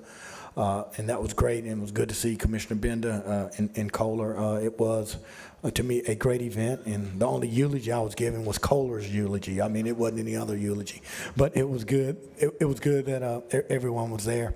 Certainly want to thank Sheriff Simmons and his staff for being a part of the roundtable. Jeff, I take no credit for the many accomplishments that we've done. I want to say Claire Long and her staff, Carla Williams and Leroy Williams, have worked hard. I mean, when we start talking about after-school programs, summer employment programs, feeding programs, workforce programs, partner with AMI, those programs are real. And so I was just proud to be able to represent the four of you. And I appreciate you and Commissioner Kohler being there. Nothing happens, the thing about being a commissioner, it's not being mayor, nothing happens alone. It happens because your colleagues share the vision. And so the things that we have accomplished, to me, in the most historic neighborhood, was not an island of just District 3. Obviously, Commissioner Kohler and I share that district, and we share those children. But it happened because we had your support. So, Jeff, we really do appreciate it. And let me publicly say this. When we talked about placing of these young inner-city kids in different departments, and on Thursday, we will have a ceremony at 11 o'clock at Brownsville awarding them, and many people don't want to accept them. I mean, obviously, they come with challenges. particularly in the judiciary, but your brother accepted 2 of these interns and took them into his office to see exactly what happens in a judge's office. And I think it's been, and Judge White did as well, but it's been very rewarding for those young people to be able to go to his office every day. And so we do encourage anybody that wants to come out and see the young people. We will have a ceremony for them this Thursday at 11 o'clock. And I think, Claire, year to date, we have about 17 young people through our summer youth who are now permanent employees of Escambia County. And I'll take a moment, man, to just take a commercial and say, you know, we were giving out incentives of $2,000 for people to sign on to Escambia County to work here not too long ago. But these young people, we were training them in our summer youth. They don't even make $2,000 entire summer, but they're being trained and recruited, and they get the opportunity to live, work, and play here in Escambia County because of the support of that program. So we certainly appreciate that. And to Pastor Williams, Top of the Bottom Ministry, that church has been very engaged. And as I said today, I want to thank FPL, Rick Breyer, and JT Young. Often, you know, we have new FPL, and it's hard to get things done, but I stayed on the phone with them both for about an hour today, and we were able to get the light problem solved. And I know Claire's working on the camera problem. The death of anybody diminishes me, and the senseless acts of shooting is troublesome, and certainly want to give kudos. I see Richie here, to our sheriff's department and to our judicial staff. Obviously, we have a very serious murder trial going on here in Escambia County that became very contested and hostile today in the courthouse, and the way in which staff and law enforcement handled it today was a testament to our county and to our law enforcement. And so we hopefully, through this week, that we'll keep the Clarity family and all those families in our prayers, and hopefully we won't have any more issues as someone seeks to have justice. So with that, Wes, do you have anything? Thank you, Mr. Chairman. I'll be brief. I appreciate the recognition of the staff. Our staff is phenomenal. They've been working hard. Everybody from Public Works throughout the flooding events, the rain events. As Commissioner Benjamin mentioned, the events out on the beach. It's a lot of hard work out there, a lot of orchestration puts all that together and makes it happen. The grants, you know, Liz, you've done a fantastic job leading that effort. Chips and Tim and Ryan Kirby, their natural resources, Tim Evans and Garrett Griffith there with Clara and her group. Rod Rodriguez there at ECAT. It was just a phenomenal effort where everybody came together. They played their role, and that's what you do when you're a team. Everybody plays their role, and at the end of the day, we were successful. I would also like to mention that on tonight's agenda, there's $23 million worth of projects that are being awarded. That's fantastic. We used to pride ourselves if we did $20 million worth of construction in a year. And now we're awarding $23 million on one agenda. And that touches everybody. It takes engineering doing their part, facilities doing their part, natural resources, purchasing. Where's purchasing at? Jeffrey Lovingood. They're knocking it out of the park. They're driving work out the door. Legal, all this goes to the legal office. Everybody plays their role. And I think that's a testament to a healthy organization at the moment. And I certainly appreciate our staff so much. Thank y'all.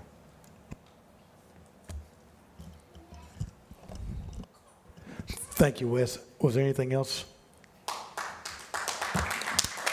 Let's give it to our staff. I mean, sometimes we're hard on staff, but when we get wins, we need to celebrate those wins. So we certainly want to thank the staff for that. And certainly someone talked about, you know, the board, and I think the respect that we have for each other is the reason that we're able to get a lot of things accomplished. So we do appreciate the respect of our colleagues. And again, I forgot to remind our end of our summer youth program, our summer program, which is a free program, our summer reading program that we sponsored, Commissioner May's summer reading project, where we got probably about 70% of our kids to begin to read above grade level, was implemented, and that ends Wednesday, right, Claire, on tomorrow. And so we do want to thank all of our staff that we don't know their names, Claire. Please let them know how much we appreciate them spending their entire summer, and the teachers that came. We do appreciate it.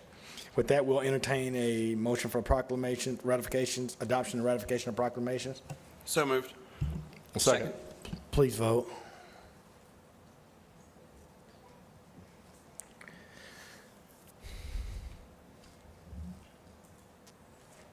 Passes 5 in favor. Thank you so much, John Robbins. That's the adopted proclamation commending and congratulations, Ms. Mackenzie Help me with that last name, John. Semenovich. She'll get it right better than I can. All right, John. Good evening, everybody. So I'm going to take this opportunity to introduce Mackenzie as the Employee of the Month. I've got a couple of things real quick before I read this proclamation. By the way, the print is getting smaller. Every time I come up here, it's going to be more difficult to read tonight.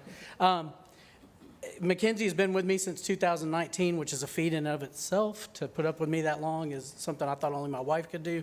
So, but we're glad to have her on the team. One of the things about Mackenzie is that any project that we give her, once she decides that's what we need to do, she will not let it go. She'll wear me out trying to get it accomplished. So, you know, I really want that new facility, so I'm going to give her y'all's number. So just so you are prepared for that. So I'm going to go ahead and read her proclamation now.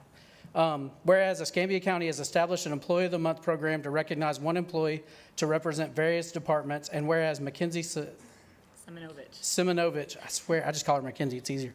Lead Animal Welfare Coordinator in the Animal Welfare Department, began her employment with the county on July 23, 2019, and is selected as Employee of the Month for July 2023 for the standards of excellence that she displays in the performance of her duties. And whereas Mackenzie's primary duties include animal care, enforcing admissions protocols, monitoring for physical and behavioral changes in the animals, providing customer service, assessing of animals for adoption, transporting animals, facilitating interactions for interested groups, and emphasizing and advocating for responsible pet ownership. Mackenzie also performs administrative support functions by preparing and maintaining records, reports, agreements, and logs while acting in a supervisory capacity for other staff members. And whereas Mackenzie is continuing her education by attending a behavioral class with a dog that needs training before he will be suitable for adoption, this will allow Mackenzie to develop skills that will aid other shelter pets in becoming a better fit for families and ensure their adoption. And whereas Mackenzie quickly became an important asset to the Escambia County Animal Shelter by building connections with new rescues and repaired relationships with old partners, which has translated into an increased number of transfers into rescues in the last year to make space available for new animals and provide improved assistance to the citizens of Escambia County. Whereas Mackenzie was a key element in building a strong relationship with Wolfgang, an organization that specializes in creating events for people to have memorable experiences with their pets, that wanted to help raise awareness and funds for the Escambia County Animal Shelter. Thanks to Mackenzie's shared efforts with Wolfgang, the shelter has received over $8,000 in donations from the beginning of 2022 through 2023. Mackenzie has assisted in 90% of adoption events provided by Wolfgang, sharing information about the shelter and its available pets for adoption. And whereas Mackenzie is a natural dog whisperer and is dedicated to work with confused and scared dogs that are now admitted to the shelter to become highly adoptable pets. Now, therefore, be it proclaimed that the Board of County Commissioners of Escambia County hereby commends and congratulates Ms. Mackenzie on her selection as Employee of the Month for July 2023. Board of County Commissioners, Escambia County, Florida. Lumen May, Chairman, District 3. Stephen Berry, Vice Chairman, District 5. Jeff Bergosh, District 1. Michael Kohler, District 2. Robert Bender, District 4.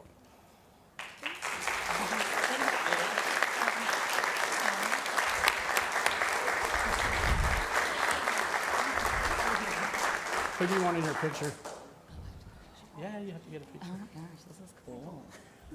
Michael. She's like, I work here. Oh, yes. I mean, there's a ton of people. If your family's here, please join her. Yeah. If your family's here, please join her. Yeah. There are a ton There's of a people ton here of for people her. here. Hey, if you're here for Mackenzie, come on, you're welcome to join her.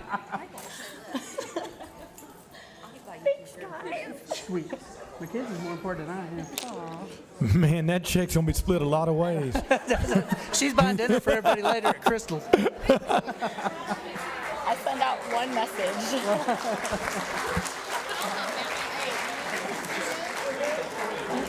She must be running for office. I need my baby. Okay, wait, here, please. Come on. Okay. We have to show the baby. Baby, got it. I'm so sorry. 2 rows. I'm not squatting. You're shorter. Short. Yeah. She said I'm short. You want to stand? Sorry, I made this like a whole thing. Stand and it's still not blocking. Well, I'm going to do this. I love it. You got it? I know. Okay. All right. 1, 2, 3. One more. Okay, thank you. Thank you. Thank you. Mackenzie, congratulations. If you want to say something, you're welcome to say it. Oh gosh, I don't know. I'm just very grateful for my time with the shelter and all the opportunities that they've given me. And I've worked with several of you already, so thank you very much for this. Oh, thank you, and obviously you're well loved. Thank you. Next proclamation, congratulating the Center for Independence Living for its 43rd anniversary and 33rd anniversary of the American with Disability Act to be observed on July 26. Commissioner Kohler. Keep in mind, I've never seen anybody turn out that many people for swearing in. So just for the record, you know, I don't think you and I have accumulated that crowd in a few of those. So. You'll probably never get fired by a politician when you got that many votes with you. You probably got your job in perpetuity. I mean, John, you're probably going to be removed. Well, let me read it and then you can. New director, yeah. Oh, you do? Oh, yes, ma'am. Okay. Thank you, Mr. Chairman. Thanks for being here, Carolyn. I'm going to read the proclamation for the Center for Independent Living in Northwest Florida, and here we go. Whereas the Center for Independent Living of Northwest Florida was established 43 years ago on July 1st, 1980, to ensure that people with disabilities and access to service choices in the community. Whereas the American with Disabilities Act was passed 33 years ago on July 26, 1990, to ensure the civil rights of citizens with disabilities. I actually remember that. Whereas the Escambia County affirms the principle of equality and inclusion for people with disabilities as set forth in the state of Florida's Constitution, Article 1, Section 2, and is embodied in the Americans with Disabilities Act, the laws of the state of Florida, and ordinance of Escambia County. And whereas the Center of Independent Living of Northwest Florida works with residents in Escambia, Santa Rosa, Okaloosa, and Walton counties to bring forth the promise of hope, equality, inclusion, self-determination, and freedom that has envisioned by the passage of the American with Disabilities Act. And whereas both the 43rd anniversary of the Center for Independent Living and the 33rd anniversary of the Americans with Disability Act will be observed by the Center for Independent Living of Northwest Florida and people with disabilities, their families, and friends at the American with Disabilities Anniversary Celebration on July 26, 2023. Now, therefore, be it proclaimed that the Escambia County Board of Commissioners hereby recognize the Center for Independent Living of Northwest Florida and commends their efforts to raise awareness of the rights of people with disabilities and those who support the goal and mission of Americans with Disabilities Act. Board of County Commissioners, Escambia County, Florida. Lumen May, Chairman, District 3. Stephen Berry, Vice Chairman, District 5. Jeff Regash, District 1. Michael Kohler, District 2. Robert Bender, District 4. Thank you. Thank you so much. Yeah. You can have this. Yeah, of course you will.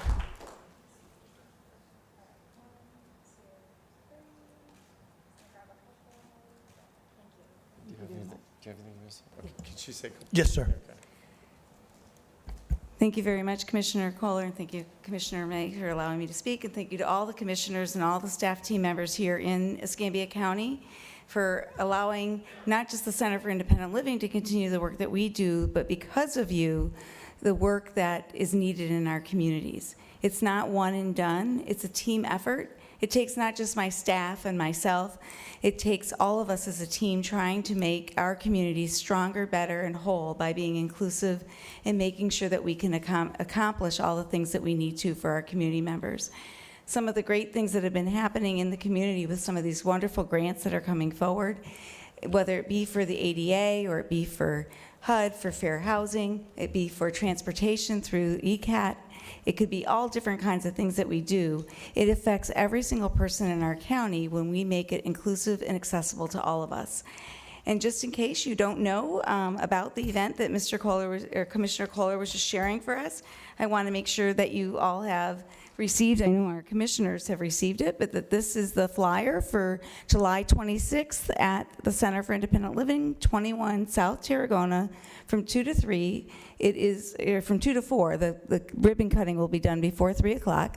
And we invite everybody in the community to come down, see where our new place is located, and also be part of this year and going forward to make sure that we have this extraordinary opportunity to have accessibility and inclusion of all of us.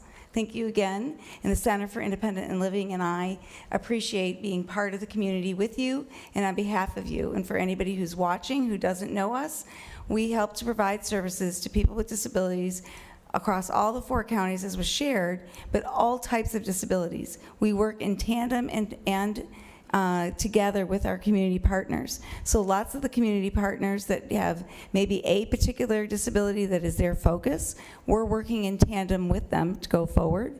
We also work with the county. We're helping to further that employment number that Lumen was sharing, to have people with disabilities have employment opportunities. So thank you again for all that we have the opportunity to do. Carolyn, thank you. You always helped with our transportation disabilities and with all our citizens with disabilities, and I've always been a supporter, and we continue to support you. Thank you for what you do. Thank you so much. Our next 2, B and C, were ratified. Certainly, I guess it's already been presented, but I certainly want to take a moment to congratulate Sam Slay on her retirement. Before I was elected, I worked with her in code enforcement. After I was elected, she's helped me in my district tremendously, and so congratulations personally to Sam. I know spent a lot of time with her grandchild, and she's been a great, faithful servant for 29 years, so congratulations to Sam Slay. With that, written communication has been dropped. Did the clerk's office receive proof of publication for the public hearing on the agenda? Mr. Chairman, the clerk's office has received all proofs. Move to waive the reading. Second. Please vote.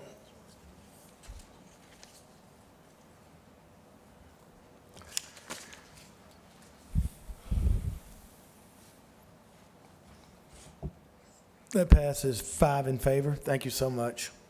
Well, 12-0, I don't know where that came from, but that's all we do. Yeah, oh yeah. It's amazing what happens in this county. Yeah, Jeff didn't even vote. Yeah, who did vote? Yeah, I mean, you voted one. Oh yeah, we keep improving technology around here.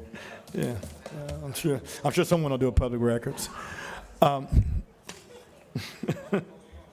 Public hearing 531. We do have a speaker on the 531. Would y'all entertain the speaker first? Thank you. Luke Strickland.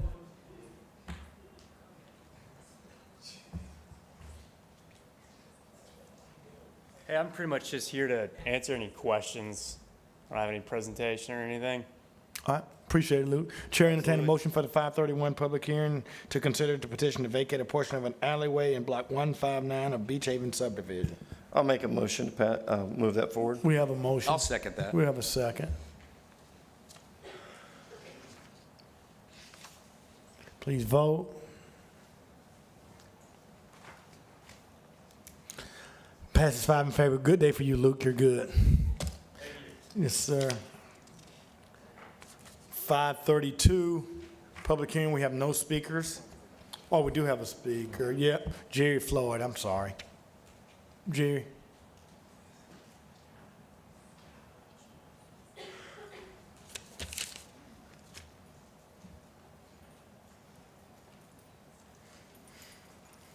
Good evening, Jerry Floyd, 1171 Oak Ridge Trail in Cantonment. Here to speak on the MSBU for our area up there. I'm just here to implore you guys to pass that thing. So Yes, let's sir. get some roads up there, because I've been up there close to 30 years, and it's like riding a stagecoach on that road. And our commissioner there, he's been to several meetings up there at Water Oaks, and we've been trying to get those roads done for a long time, and we'd appreciate you guys doing it. Yes, sir. I think you'll be favorable. Commissioner Berry? Yeah, thank you, Mr. Chairman. I appreciate the comments, Mr. Floyd. I'm not sure if you live on the stretch where we did a little drainage, some drainage work a few years back. And, I tell you, you've got some neighbors that have put a lot of time in. I don't know if you helped get some of the petitions signed, a few months back, but I appreciate your help if you did. Mr. Chairman, I move the item A through D. Thank you, sir. We have a motion. Second. Please vote.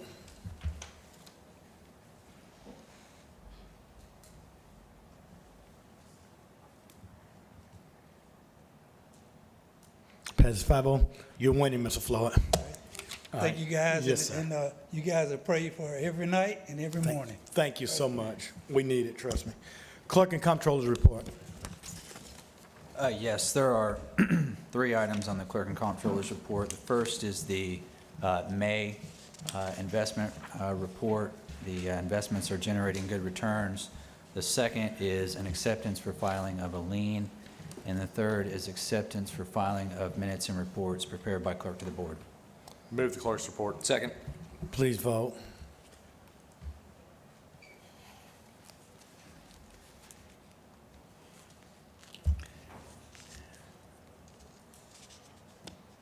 Passes 5 in favor. Thank you. Horace? Yes, sir.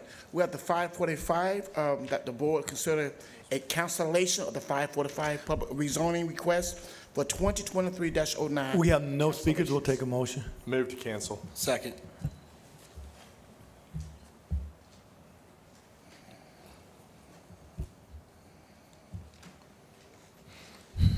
Coming up.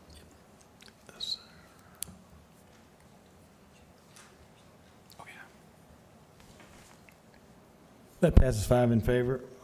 Horace, we do The have, next item is rezoning case Z 2020. We do have a speaker, 2023-11, yes. we have a speaker, Buddy Page. Do you want to just wave and support, Buddy? Mr. Chairman, if I might. Yes, sir. Go right ahead, sir. On this one in particular, I've taken a good bit of time to review the record. I'm very familiar with the property, and I have significant concern. I understand the planning board has looked at this. As we talked about tonight, as we heard from flood defenders, drainage and stormwater is a big issue. And I'm concerned that upon reading the record, that the planning board perhaps has not looked at that issue to the degree that I think they need to. And also criterion E, I don't necessarily agree that it's appropriate with some of the changing conditions out there in the development. And so, I'm going to be unable to support it tonight, and I hope I could have your support. This is your district, correct? Yes, sir. And What do you want? You want to remand it back? I want to remand it back with specific instruction that they look specifically at the stormwater and drainage, the historical problems in that area, particularly on the north side of that property, and how it affects the, and the other thing why criterion E comes into play is we're building a modern fire station there, and that's going to take a lot of area to put new pavement out there. And I know that we are doing a lot of stormwater detention on that parcel, but residents are concerned, I'm concerned. And so therefore, I typically 99 out of 100 times, I'm going to vote with the planning board, but I just, as I read the record, I'm just concerned. So Well, the chair will entertain a motion to remand it back to the planning board. that's my motion. Second. We have a second. Please vote. Do we need to listen from any speakers before? There was only one Well, speaker. He was there's only waiting. one speaker. Okay. So, well, we should have done that before we made the motion. That's why I asked if you want to speak. What can we do, Madam Counsel? I mean, Mr. Page Okay. could still address the board. I think a young lady wants to speak as well. Is it one of these two? There were What's your name, ma'am? Come on, buddy. Arbutus Mullins, Kevin Young, and Donna Young did speak at the planning board. She didn't sign up on a sheet? Was she? Yeah, we could hear. Oh, you did? Well, then, yeah, we definitely want to hear from you, for sure. You sure you want to speak on this one or the 547? You signed up for 547, Ms. Mullins. Okay, well, that's fine. That's fine. Buddy? You'll be next, Ms. Mullins. Thank you, Mr. Chairman. Buddy Page, Professional Growth Management Services. This item was heard before the Planning Board on the June meeting. All of the criteria was reviewed, especially drainage, because there were several folks there that expressed concern. We did point out at that juncture that the fire department is building a 30-foot wide roadway down beside the fire department, and the county owns, several 10 or 20 acres behind this, and that probably, if one was needed, the county could provide relief for the residents in that area by building a holding pond in the back. But drainage was an item that was brought up and talked in detail with the 3 or 4 speakers that were present at the meeting. So, Mr. Chairman, I would request board approval on this. It was unanimously approved by the board with the understanding that once the Development Review Committee with the county receives the detailed construction plans, that those plans include a holding pond or some type of facility to take care of that drainage situation that was described by the residents. So, Mr. Chairman, that was a statement or two by the planning board. And we would suggest that they did review it quite carefully, and again, it was a unanimous approval.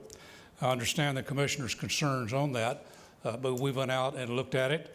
That particular group is probably about 4 or 5 homes north of the site that's before you here this evening.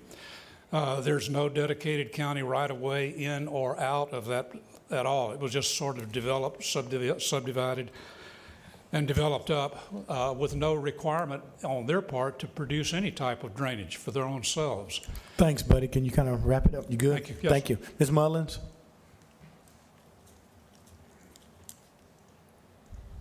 Arbutus Mullins, 6270 West 9 Mile Road. I'm a little bit nervous. Oh, take your time. You're fine. Thank you for allowing me to speak against the rezoning of 6290 West 9 Mile Road. I've been a resident of Beulah for well over 40 years. I've always lived down the same little dirt road that goes beside this property, which we all have easements that are on the book to go down that road that he's talking about. My family and two other families have lived there, and the two other families that have lived there longer than me have enjoyed our quiet little piece of Beulah for many years.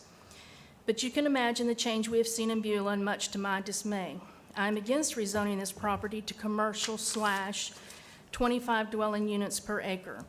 While I do understand that this property has had various small mom-and-pop businesses over the years, and I do understand the zoning board has recommended approval of rezoning this property for that reason, but the approval of commercial 25 dwelling units per acre is very alarming to me and my neighbors.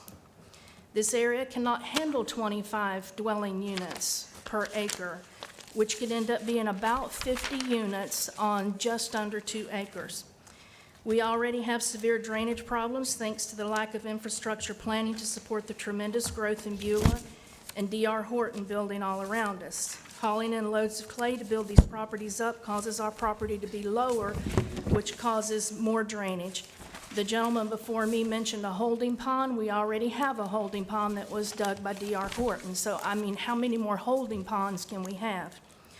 The property in question also has a tendency to flood, and the owner probably has found that out. That building has flooded. There's almost a little pond area there now that catches a lot of the water. I'm sure that they would need to bring in many loads of clay to build that up before building, which would cause us more flooding to the surrounding areas.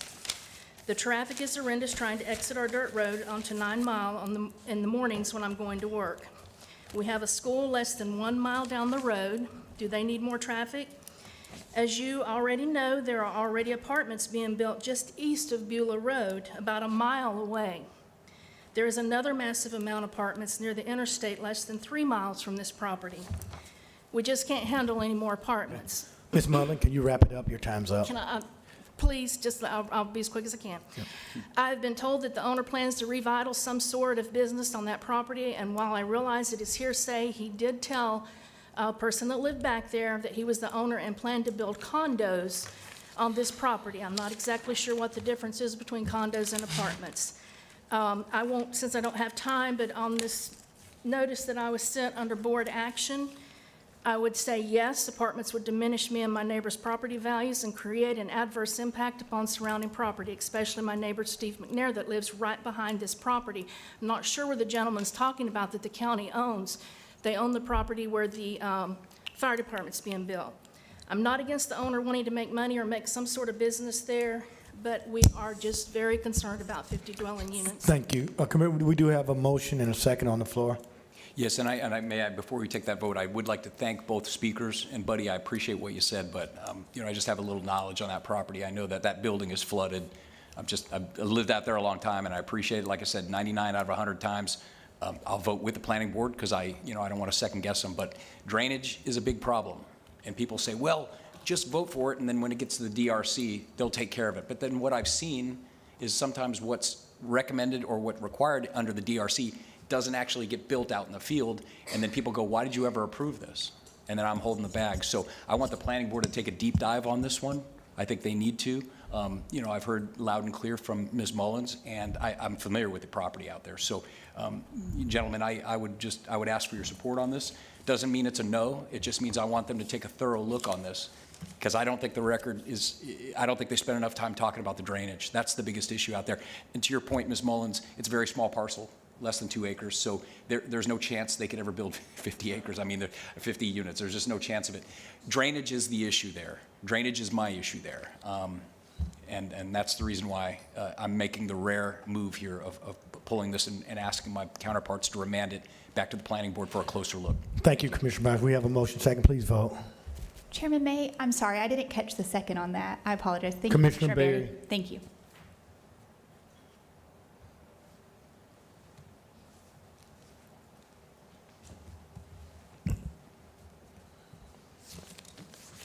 That passes 5 in favor. Thank you. Horace? Yes, so with the 547, which is the map, so we're going to drop this item. We're dropping that, okay. 548? Move to drop 547. Second. Please vote. What? What in the world? 20. Y'all really want to drop 20 to that? nothing. Oh, man. Our technology improving.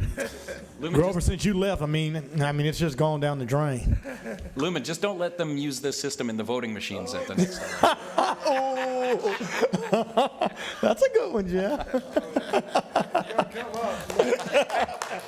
I'll be here all week. Thank you. You got a lot of applause off of that, Jeff. A smattering.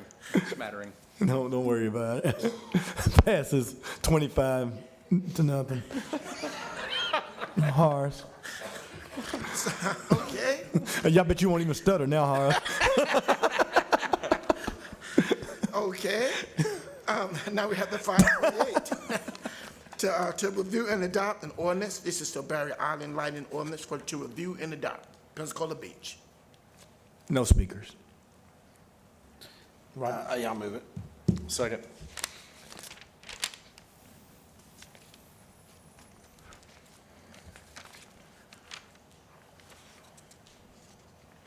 Passes 5-0. Thank you. Horace.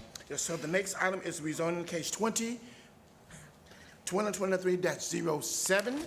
This is the UWF from none to conservation, and we do have a representative from UWF tonight. All right, Mr. Chairman, what speakers have signed up to speak?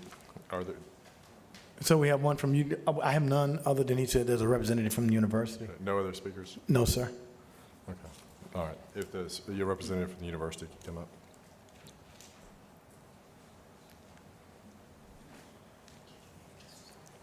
Green, if you just state your name and position and address for the record. Yep, Chastity Hobbs, 268 Datura Street, Director of Conservation for UWF. Welcome, Chaz.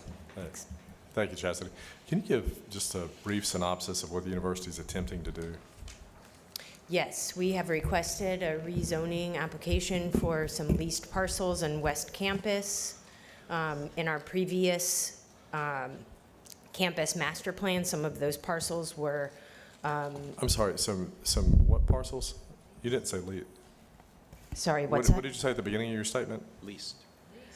Leased parcels? We, for most of campus is state lands, and we lease it from the state of Florida. Okay, you just That mean is leased correct. from the TIF? Correct. Okay, all right, Yes. I'm sorry, all right. So in our previous campus master plan, which we are required to do every 10 years, there was much of Western Campus that was slated to be developed. That never happened. We just redid our campus master plan, and all of those parcels are actually deemed for conservation. The future land use map for these parcels also shows conservation, and so our request to the county is simply to fall in line with both our campus master plan and also the future land use plan. Tell me a little bit about your meeting. Did you hold the meeting at the university, the town hall meeting? Yes. Yeah, do you mind just tell me a little bit about how that went and what some of the neighbor concerns were? All of the folks in attendance were in approval of conserving this area. Most of the attendees attended because they were concerned that the university was developing parcels. That is not the case for these that are included in the rezoning application. There was one gentleman that was concerned about potential fire risk when we start to actually manage this forest. How did you address that, Chastity? We had the Florida Forest Service there in attendance to talk about that whole process and how that works, and we also have been in touch since then. There is currently no approved plan to put fire on the property yet, but there is a plan to bring fire to this longleaf forest eventually. So could you do that with the current zoning? There is currently no zoning. I understand. Could you not get a permit to do the controlled burn currently? I believe that we could, but we're not doing it so that we can burn. Okay, so you feel like you would have the right to be able to burn. Would we dispute that? I see Tim Day shaking his head no. I'm sorry, Tim, if you don't mind.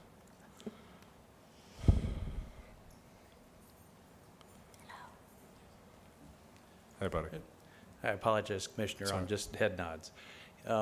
Regardless of zoning, a property that may be suited for burning, they could certainly go to the Department of Forestry and get a burn permit to do that land management. Okay, so that's Zoning wouldn't come into play. okay. And we're not who issues those anyway. No, it is Right, issued okay. by the state. All right. Chastity, so you say everybody that was in attendance at the university or at the town hall was supportive of the project? Everyone that I spoke with, yes. Okay, well, did everybody have an opportunity to speak? I mean, was there a? Anyone who wanted to, Okay, yes, okay. yes. Tell me about some of the cyclist stuff, some of the there was, there's a couple of groups of cycling enthusiasts that utilize the acreage. Oh, yes, we're working directly with PORC, that's the main group, the Pensacola Off-Road Cyclists. We're Right. actually in the process of reapproving their memorandum, or MOU with them to allow them to continue to work. We have no desire whatsoever to limit access, and the opposite is true. What we want is to put protections in place so that this western campus remains for us for some time to come. So, I mean, do you feel like the group of cycling enthusiasts is supportive of what you're trying to do? 100%, Yeah, yes. okay. I spoke with Anthony today, which I believe you spoke Okay, with. okay, Yes. thank you. When you look at, doing controlled burns, how much, just based on your knowledge, how much are you actually burning when you do it a controlled burn? Is it 5% of the underbrush? Is there a standard that you try to do to clear up? That is absolutely on a case-by-case basis, depending on what the ecology says. I can tell you that there's roughly, I believe it's 563, if I remember the number, acres that are involved with this rezoning request. That has actually been broken down to between 12 and 15 smaller parcels, and only that smaller parcel would be burned. So we wouldn't be talking about burning at all. But again, I want to reiterate that we don't have a burn plan. The forest is actually out on site as of today, installing some fire lines between our property and adjacent properties, and also some interior lines in preparation for beginning to plan and discuss. But there has been no approved plan for burning. Okay, and what might be a pretty, dumb question. Okay, what's the reason? I mean, what is the university benefit by getting the property zoned? Anything? It's hard for me to really quantify that, which makes me not question it, but I don't really understand. What is the intent? The Or intent is to put what's in the a- win for the university? The win is really for the forest and the surrounding community to put an additional layer of protection on those parcels to keep them from being developed. But they couldn't be developed as they are. They're not zoned anything anyway. They couldn't be developed currently. It would take action to develop them. And if the university didn't intend to develop them, then they just don't develop them. Well, as I mentioned before, in our previous master plan, the university did intend to develop it. It is the current administration's take that it shouldn't be developed and it should remain as a forest. Also, the conservation districting matches the state's future land use map, so it just makes sense all around to us. Okay, yeah, I'm not candidly not that concerned with the state's plan, with the No. state's map, but, okay, so that's really the intent then. The current leadership intends for this to be conservation. Leadership changes periodically. This would ensure perpetual conservation. So that is the intent. It would help to ensure. It would certainly not stop. Okay. I suspect that a future administration could come before this board It and would have ask to for come back- another but rezoning. It would have to come back before the board. Exactly, and Okay. that is our intent, to put that Okay. extra layer. Okay, Yeah. that makes sense. And you can do the burns anyway. We So can that's do our not the intent. management Okay. plan, All right. yes. Mr. Chairman, thank you. I appreciate my colleagues indulging that. If, Robert, yeah, go ahead. I was gonna say, Yeah. if you have any questions about burns, as part of FAC, we went to Tall Timbers. Yeah. North of Tallahassee, which Yeah. burns thousands and thousands of acres a year. I mean, sometimes hundreds of acres in one burn. We even got to light some on fire. How about that? So. Really exciting. But again, it's, I would, if anyone's concerned about it, again, there's proper procedures that need to be followed. They put out the plan, again, the right weather conditions in terms of humidity and wind and Yeah. everything like that.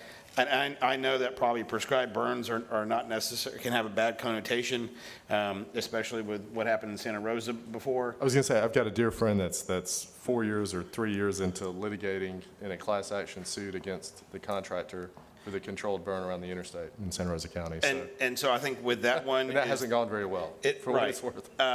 And I would say that, so I even asked about that, which they were familiar with. I'd say they would say that historically that is a very tough place to burn because of the swirling wind conditions and different things like that. I wouldn't see that you have that up at UWF. And again, part of the conditions that you would look for is to make sure that the smoke rises the way it's supposed to. But I would also say that once you start burning, it's probably something you want to keep up on a fairly regular basis to keep the undergrowth and things cleared, which can produce a healthy forest. Super. Yeah, if I may just add to those excellent points that Commissioner Bender added, it was not the Florida No, Forest Service. remember, it's not in Commissioner Bender's district, but Sorry. I'm just joking with you, Chastity. Okay. All right, Jill, I think you're winning. I'm sorry. I was like, wait a Yeah, minute, I please. thought they were commissioners. Also, just a point of clarification, it was not the Florida Forest Service that was in charge of the burn that you mentioned in Santa Rosa County. I just wanted to make that clear. We appreciate it. We do, do we have a motion or do not, Commissioner Berry? I move to approve the planning board recommendation A and B. Second.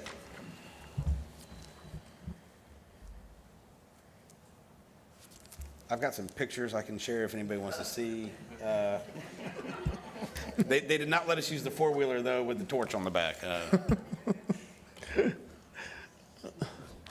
All right, is this thing working? The computer's tired now. Did everybody miss save?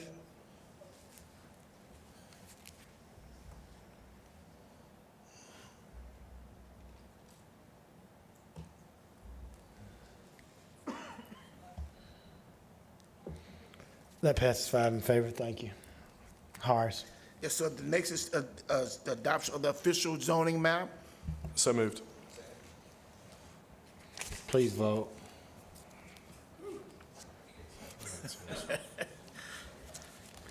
I'm telling you. That passes 15-0. I mean, tell you, we're getting better and better with this thing here. Yeah, it blows up, you know. Great technology. Only Republicans that can do that in Escambia County, Jeff, you know that. Let's, Yes, sir. The next item is the 550. This is for the recycling permit for at 175 West Bird, is my understanding. Request for this to be dropped from this morning to. Yeah, I'm gonna vote 15 times on this one, Jeff. We'll entertain a motion to drop. Do we have we're just dropping it? Yep, that's it. All right, I move that we drop it. Is there a second? Or I'll pass the gavel. I'm I'll sorry. second. All right. So we have a second by Commissioner Berry.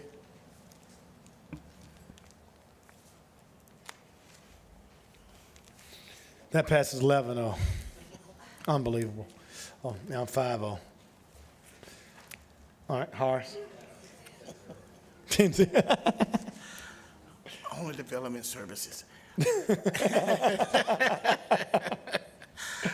next item, if we can move forward, the next item is the is our final plat for Lexley Estates.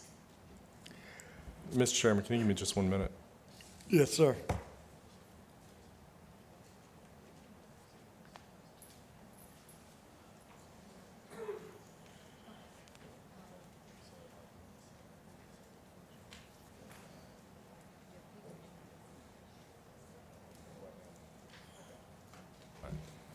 All right, Commissioner Mr. Berry. Chairman, before we take this item, not as easy to ascertain inside an LLC, but I need to abstain from this item, and I will read abstention. I, Stephen Berry, hereby disclose on July 18, 2023, a measure came or will come before my agency which inured to the special gain or loss of Ryan Shavers, by whom I am retained. The measure before my agency and the nature of my conflicting interest is as follows. Escambia County Board of County Commissioners meeting July 18, 2023. It is going to be GMR action item 2, the recommendation concerning Walker Heights Township permit,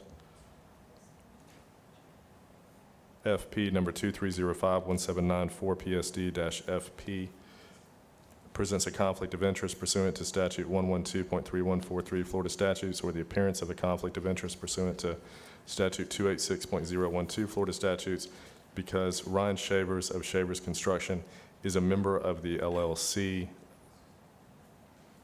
Is that for one or two? BCR Fowler. Yes, That's for two, but we're still on Oh, it's one, on though. one. I'm sorry. We've not passed one yet. Well, let's go ahead and So- take so two. we- All right, let's take go ahead and two. take two while he's Okay. Take two, yeah. I apologize. When I heard final permit, I didn't notice this morning, and I thought I didn't want to All miss right. it. So, because Ryan Shavers of Shavers Construction is a member of the LLC BCR Fowler Development, who has retained me for work as a client. Okay. So we'll entertain a motion.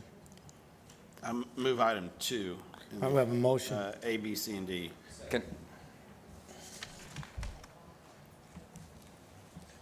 All right, so vote.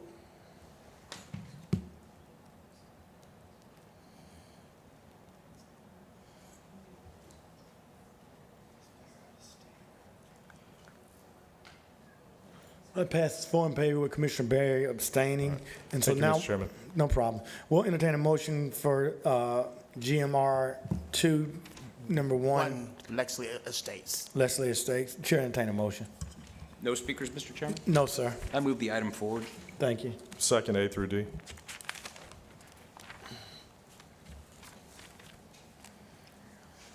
Okay.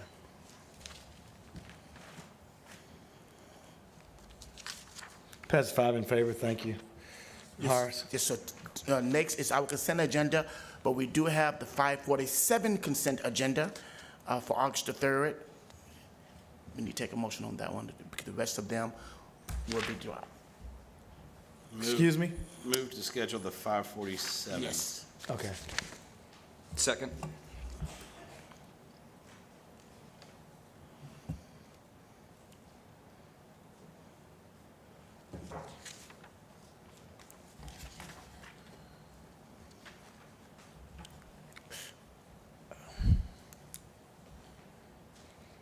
Passes 5 in favor. Horace. Yes, so now we need a motion to drop the consent agenda items B through E. So moved. Second. Please vote.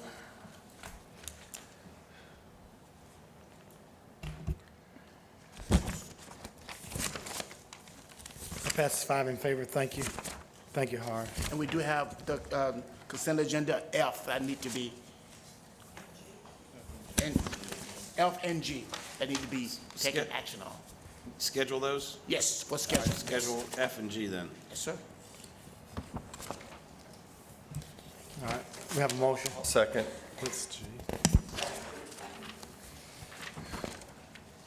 Please vote.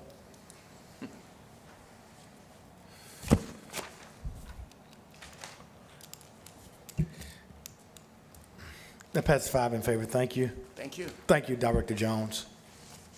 13. Mr. Administrator. Thank you, Mr. Chairman. There are 14 items on the Technical Public Service Consent Agenda. Hold for discussion, CAR 1-14, the recommendation concerning reappointments to the Escambia County Health Facilities Authority. Other than that, there are no speakers. Wes, you can go no ahead and move changes. it. I'm fine now. I've gotten my. Actually, I wouldn't mind saying something about that if you Oh, mind. you want to say, okay, Mr. that's fine. Well, let's Yeah. move, we'll move the balance then. We can discuss it. Move the balance. Because I did have a question, but if we want to discuss it, Commissioner Kohler, we can.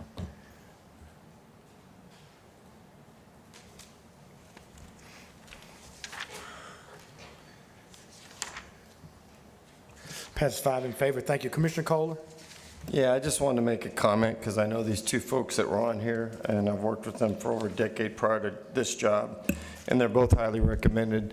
And I didn't think there would be a problem. I wasn't sure why you pulled it aside this morning, but I thought when you did, I was happy you did that. But I have big support for the Health Authority. If you're not familiar with them, they were the ones that did the bond work for Baptist Hospital, which was just under $700 million.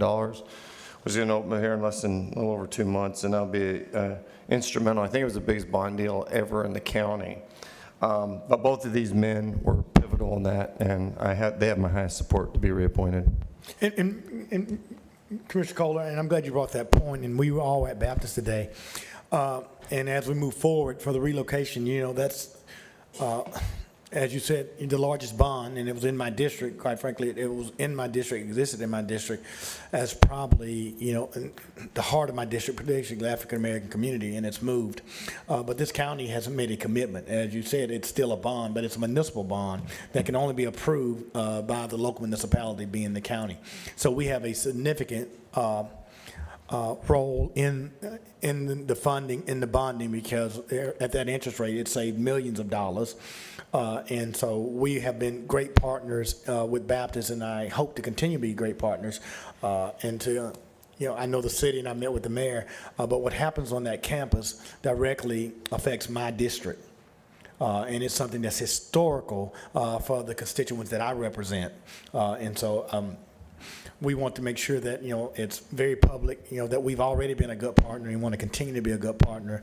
But in that relationship, I mean, there has to be reciprocity for all parties. And so we have been very, very good in terms of being, you know, good stewards, and through the health authorities who are all appointed by us, ultimately it resides with us. And so we're very proud. And today to see that facility was a great facility out on Brent Lane.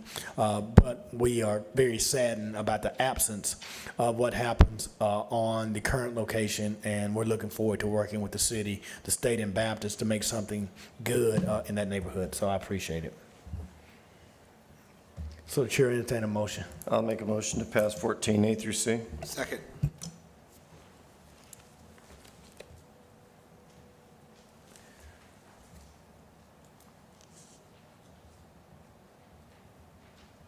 Passes 5-0. Thank you. Director Marino. There are 55 items on the Budget Finance Consent Agenda. Please make the following changes. Amend CAR 2-50, funding allocation for the Cantonment Sports Complex Association to add $1,500 from each of the discretionary funds of Commissioner Burgash, Commissioner May, and Commissioner Bender.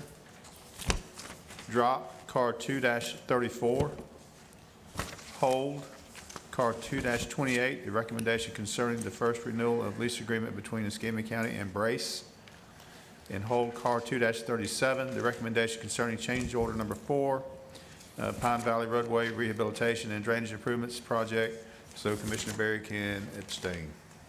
Thank you. Chair entertain a motion for Can the we balance. also hold 25? I need to make some clarifying remarks on that one. We'll also hold 25. Do we have any speakers on the balance? No, sir. No speakers. Okay, I'll move the balance. Thank you. I'll second that, or whoever.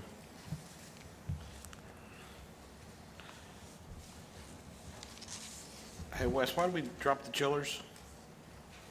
We have an issue with the agreement that we're still working through, so we'll be back on the 3rd. Okay.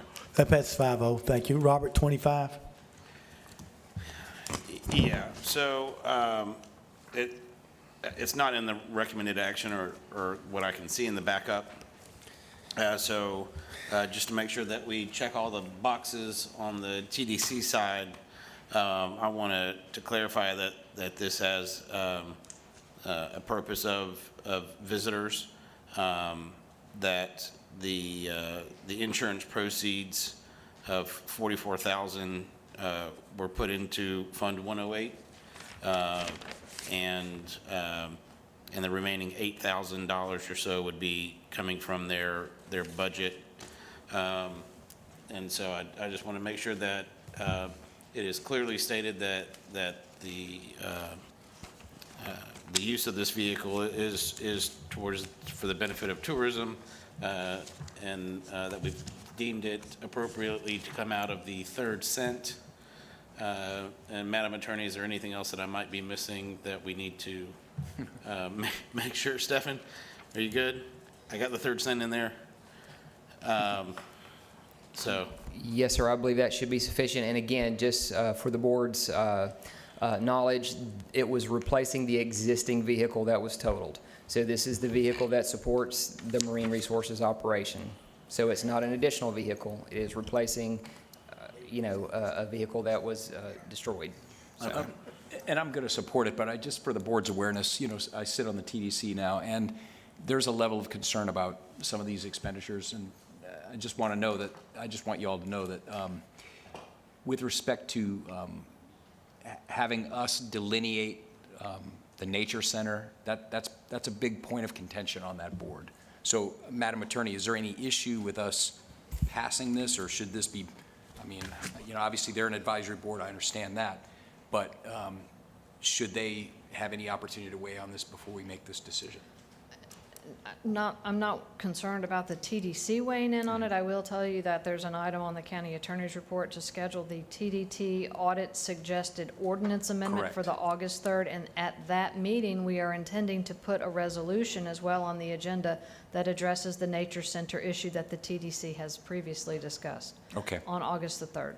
Like I said, I just wanted to put that out for your awareness. There's some consternation, I'll use that word. So I'm going to support it, and anyway. So we have a motion? Yeah, and like Jeff, I said, it wasn't as clear in the backup, so I just want to make sure that it's put in the record that we deem this as, again, it was something that we did when we acquired it. Oh, that was only like a year and a half ago, 2 years ago, when we acquired the truck. I believe it was looked at in the Auditor General's report, and did not have any issue with it. And so it is $8,000 essentially that is coming out of their Marine Resources operating account that is funded through that. So. No, I appreciate it. Thank you. So is there a motion, Robert? So I'll A and B with the notes to the purpose of tourism made. You need 2 trucks?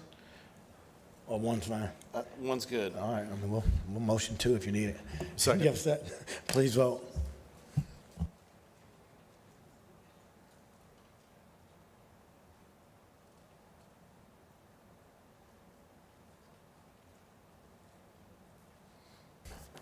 That passes 6-0. 6-0. It's unbelievable.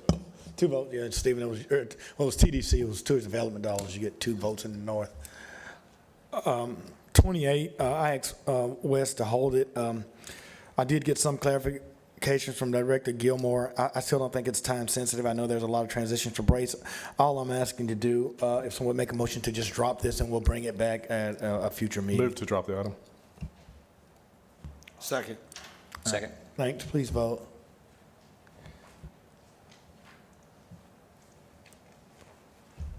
This doesn't kick them out right now or anything? No, I think they've been there without leases before.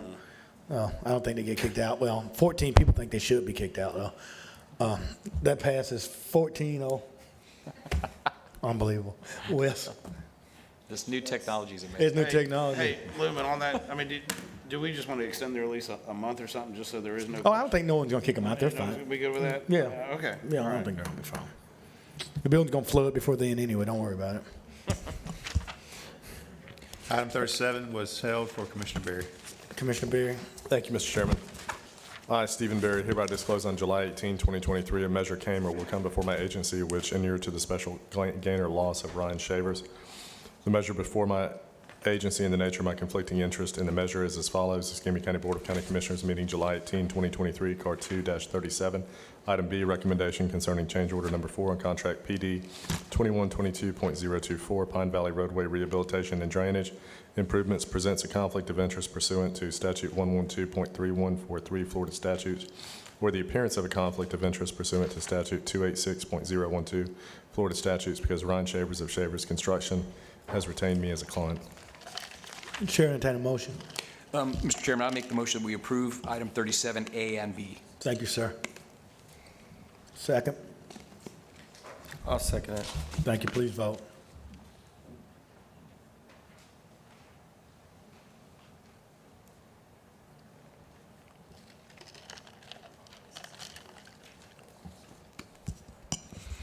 It passes 4 in favor with Commissioner Berry abstaining.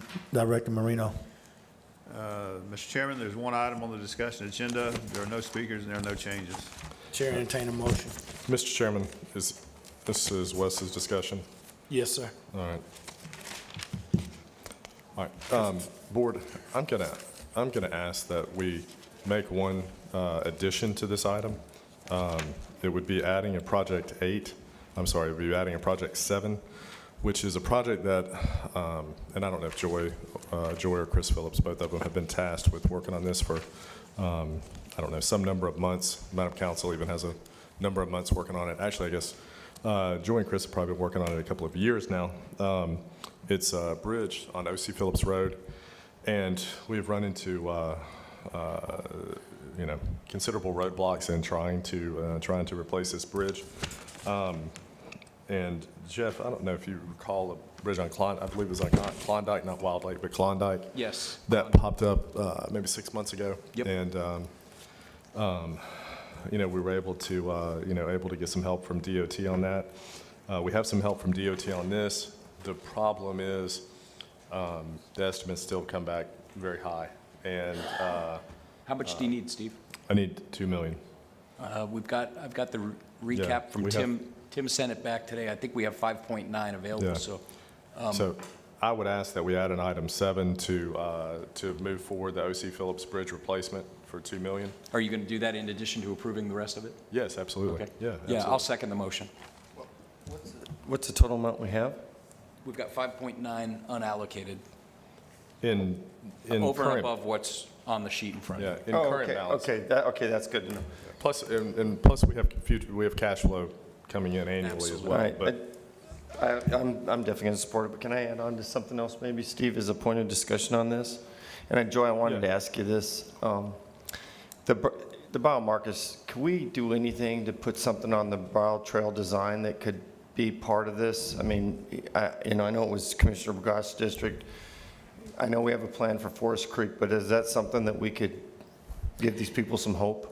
It's very early on. We do have one project coming forward very soon for cleaning out some of the area in the tributary, but we don't own or maintain a lot of that area. So we're looking to try to acquire more property. We had some meetings today discussing that, and it's just a little early on for me to Okay. even scope it for you. That's fine. Let's move forward with that, yeah. We'll keep it on your agenda. All right. Mr. Chairman, I would move the item as it is with the addition of item 7, which would be O.C. Phillips Bridge replacement with an allocation of $2 million. And I would thank Joy and Chris Phillips for taking a lot of time with me this afternoon we've been, trying to work for a number of months since we got the most recent estimate, trying to figure out how to possibly pay for it. And this still leaves us a little bit of gap, but I think it's a small enough gap, we'll be able to figure it out. Yeah, So no, thank you. the Thank second you. stands, Steve. Second stand. So we have a motion and a second.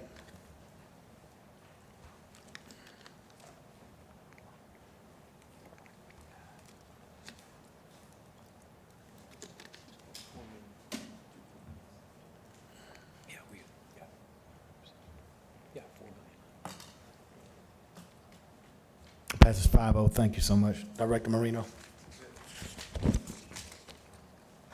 Madam Council, County Attorney's Report. Thank you, Mr. Chairman. There are 4 items on the county attorney's report. I can answer any questions. I think you did well this morning. Are there any questions? Absolutely. Move the county attorney Second. report.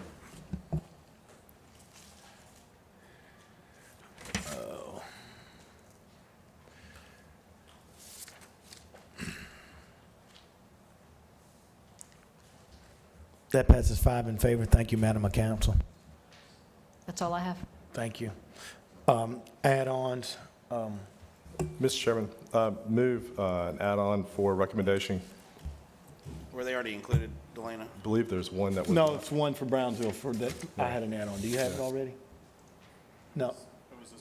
It was distributed at the dais. You should have it at the dais.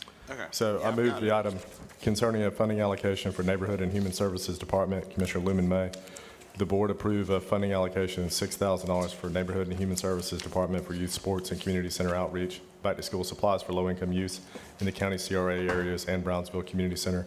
And Mr. Chairman, I'm going to add 4,000 to that to make it an even 10. Thanks for the kids. Oh, wow. That's awesome, You Commissioner got my Bagash. soft part. Since I spent Brownsville, I'll put 2,500 in for you.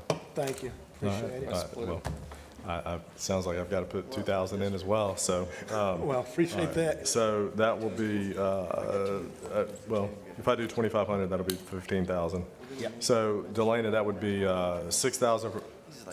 Delana, that'd be 6,000 from Commissioner May, 4,000 from Commissioner Burgash's, and 2,500 from Commissioner Berry and Commissioner Kohler's discretionary allocation, so 15,000 total. Thank you. I don't thank you both. I mean, I understand Pastor Williams and the work he's doing up with Terrace and what Claire's doing and partnering with LEAP. This is going to go a long way. So thank you, Commissioners, for your help. Okay, Commissioners, so this was already included and fed into your CAR2, so all I would ask is that someone do a motion to reconsider the item to include all of the new additions, and then if you second that one, and then it'll go through with all the extra money. Move to reconsider the item with the addition of $4,000 from Commissioner Burgash and 2,500 from Commissioner Kohler and Commissioner Berry. Second.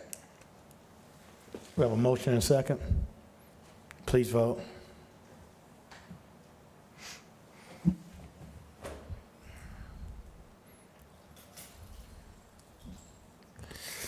That passes 5 in favor. Thank you, gentlemen.